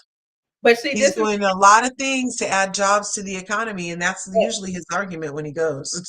This is the thing, though. And I've had this argument for so many years about those people who like, oh, the Mexicans are coming in, they're coming over the border. We need a border wall, blah, blah. I ain't saying we don't need immigration reform and all that because I agree with that. But I'm like, if you really go look at the real numbers, the people that come here, the real immigrants that come here and say they come on a plane, just like Simon. They're not coming here in the way that you think they're coming here. Yes, those people are coming, and there's lots of them here. I'm not saying that's not true. But the way that people play it out, like you said, if it's good for their economy, right? So like the people, like that man that's in office right now, when they get on there and they say, oh, well, we want these type of people to come over here into this country. Yeah, you're right. You want the people that you think are educated, that look like you, that look like Asians who we stereotype as all being smart or high earning or high, whatever it is, high mobility in life. And it's like, I'm not saying those people aren't those things. I'm not. But just because they don't look like people that are south of the border of Texas, at least, and probably adjacent to you, California and all that, doesn't mean that all those people are criminals and rapists and all these type of things. That shit just irritates my soul because I'm like, yes, there are those type of people. But let's be clear. It's a whole bunch of those type of people already here. Did we not see January 6th? Was that not a domestic terrorist attack? Like, it's like, knock it off. Like, what are y'all talking about? Y'all are selectively choosing to be mad at certain people and not mad at others. So, like, I agree with you about Simon. I don't know Simon. I wasn't there. I don't know nothing about Simon history about except for whatever I hear, you know, on TMZ and other little outlets like that. But like, you can't believe Porsha because Porsha don't do nothing but lie half the time. Ain't oh my God, thank you. She's such a freaking liar. Her hair ain't real, her face ain't real. And that's why she's about to fall out with Shamea. You think she's gonna fall out? Oh my God, Candy said in her live, in her Amazon Candy live. said it? Oh, Candy said in her Amazon live today that she knows that they're just being friends, like how you doing friends, but they're not messing with each other. Who's Shamea and Porsha? Shamea and Porsha are not messing with each other. That's what Candy said. I believe Candy because one thing about Candy, I've always said, I don't think Candy gonna lie, but nobody. Even if Candy can sit on that reunion couch and tell her mama, you got a credit card in my name. I think she ain't gonna be lying about that. But I also think Candy's Shamea's real life friend. That's what I think. Yes, and remember that clip of Phaedra saying that Shamea and Candy were screwing, and it was in front of Porsha, who was like, they really close, and in front of Sheree. Right. Remember, I reposted that on my Instagram today because I'm like, and now she's coming right back to the show. And her good lying self, because Shamea in her Angela Yee interview, I believe, she didn't say that she's gay. She said that if she was, she said leave it to her to say, like if that was what You know what I mean? That about Shamea. Oh yeah. Because Phaedra said that Candy and Shamea had been intimate before, and Porsha didn't shut it down. And Porsha didn't say nothing about it. Mm-hmm. At least that we saw, and even if we didn't see it, even if production decided to keep it, you can come on whatever platform you want to, including your own, and you have several, and say they left that out. Shamea isn't this, that, and the third. Like you didn't do it. Right. That's cool. And we did hear her voice say, they were really close. And I personally think Porsha was jealous. I think Porsha and Phaedra were both jealous of the relationship that Candy has, because Candy has a thing to be able to like be in the mix and like keep her hands kind of clean, I think, for the most part. And I think it's because she's honest. Much like you said with Dr. Heavenly. Is honest about things. But like Candy, what Candy say? You the one on TV faking. Faking like you ain't this, that, and the other. She was like, I ain't never said I wasn't. So I hate another reason I'm like, Shamea, girl, get off TV. But I think that Shamea. Why, you think something is fake in Shamea's life? No. I think that all the other reasons I was telling you that the women will come, just like they came for all the other husbands. They will come. Oh, he's gonna be gay next season. Well, he's not giving them access either, but I hope. But you're right; they do come for the good husbands. They used to. Did they ever come for Greg Leaks? Rest in peace. They didn't have to come for him. Greg was already landing lowest rated white girl. Like, they didn't have to come for Greg, but that's not the reason. That's part of the reason, because I want her to have a successful marriage. And to me, housewife shows are where marriages go to die, even if you have the strongest marriage. And like I said, I feel like Kyle and Mauricio had a strong marriage, and then you can, she's been on the show for what, 15 14 years, and now it's over. And so anyway, I think it can be destroyed by a show, but I think it can be destroyed by all of the things that come along with being on that show, not necessarily the show itself. Just like I said, the attention and the money and the fame and all that. But with Shamea, Porsha's already shown her that she will switch up. All she needed was her lawyer over here, who she was believing, which I think they are very similar people, which is why they got along well for whatever reason. The fact of it all, when she's sitting on this show and your friend, the new friend is dogging the hell out of your real friend, and you ain't really doing anything about it, then you claim you have some sort of illness that you can't go to this lady. Well, this show real life friend, like your friend before you was whatever you are now, and you can't go to this lady wedding, like, stop. Meanwhile, you had 5 weddings. I'm sure Shamea was invited to all of them and expected to be there. You know what I'm saying? And probably showed up for them, but I don't know how many weddings she actually really had, because I wasn't there. But I just think if she wants to keep the relationship that they have, which I think is very lopsided and one-sided in a lot of ways, then she needs to get off the show after maybe 2-3 seasons and just move on, or just become the friend of it. And I don't think that the show is gonna give her that option, because I think she got a real juicy storyline and a good husband. What she say about her husband? She said he got a real job. Y'all go to them airports. Yeah, that's the thing. Like, yes, HVAC, electricians, and plumbers write their own checks. People will pay you whenever to get those things back working. Correct. At any time of the day or night, okay? Yeah. Let your plumbing stop working at 3 a.m, child. Yeah. 1,200 what? Where? Okay.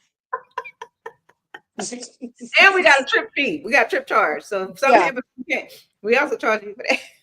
Yeah. Anyway, thank you so much, Larger Curves, for coming over here to Chanel's reality. Well, that was so much fun. I appreciate you having me up. I had a good time with you.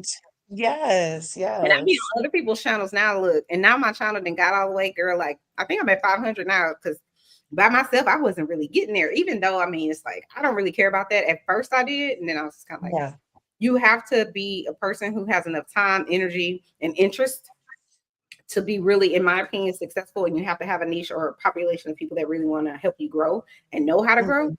And I really quickly. I'd rather have quality than quantity. You know what I'm saying? Yeah. So the people that are gonna be your riders, they're gonna be your riders. They just are who they are. But also too, like, whatever your niche is going to be, whatever it is, the content that you're going to be trying to push out, you have to really want to do it all the time. Because then even if, let's say I had 5,000 people, now those 5,000 people, at least half of them are expecting me to come out here and do whatever it is they came over here for. And so, ooh, speaking on that, somebody, I was in their channel today. They have like 12,000 people, and really, they used to do astrology. They used to only do astrology readings, and now they switched over to like reality recaps. And they're like, if you were here for a reading, you're messing up my algorithm. Get out. right. Yeah. So Yeah. like, and so I realized that too, you know, and like I have I don't know if I've ever shared this with you, but I have lupus, and I don't know if you know about anything about that. But my lupus is very it's an autoimmune disease, but it very much can take and zap all of my energy. And so even if I really want to be up here for 2 hours or 3 hours, a lot of times, even when I wake up in the morning, I'll be like, I have my energy today, and I might only have 3 hours of good energy. So I kind of have to like be like, what's serious and important for these first 3 or 4 hours where I have energy. And so once I was diagnosed with that and having to be on here, it's just like I can only give what I can give, and I'm not gonna feel bad about it. You know, it is what it is. And I would feel that way. I would feel compelled if I had 6,000, you know what I'm saying? 8,000 people wanting to see you, 12,000 people like Campfire who have like 500,000 people or something like that. Wow, can't wait. Look, I can't wait. You want to have that? Do you really want to like a following? I want a million. A million. A million turkeys. Why is my dog? See, he got his wife. He have a giraffe. That's his wife, girl. He be over there beating her up. I'm like, he be over there beating her, huh? You, girl, get over here. Put your neck right. Put your neck. Like legit. I be like, listen, what did she do? She can't get back. Like, what we doing? Yeah, I can't with him. Anyway, thank you so much. Like I said, Miss Larger Curves. Y'all go over to Miss Larger Curves for the people who will watch this in the replay. Have a good one. Bye bye. Y'all go over there and love her and like all of her videos. Go watch all her videos, all her lives, all her recaps, everything. Go like all her go hit all her buttons and like all her videos. I'm getting off of here because I'm tired. I sure am, but I had a good time. I didn't even get to finish my live about the Real Housewives of Atlanta, and that's okay because I had a good conversation with Miss Larger Curves, and we talked about everything. Okay, be very clear. We started off in the Real Housewives of Atlanta. We went over to Beverly Hills, honey, then to Married to Medicine. Now I'm gonna go watch Married to Medicine, child, because I haven't been wanting to watch it. I've been like, ugh, because I know it's gonna annoy me.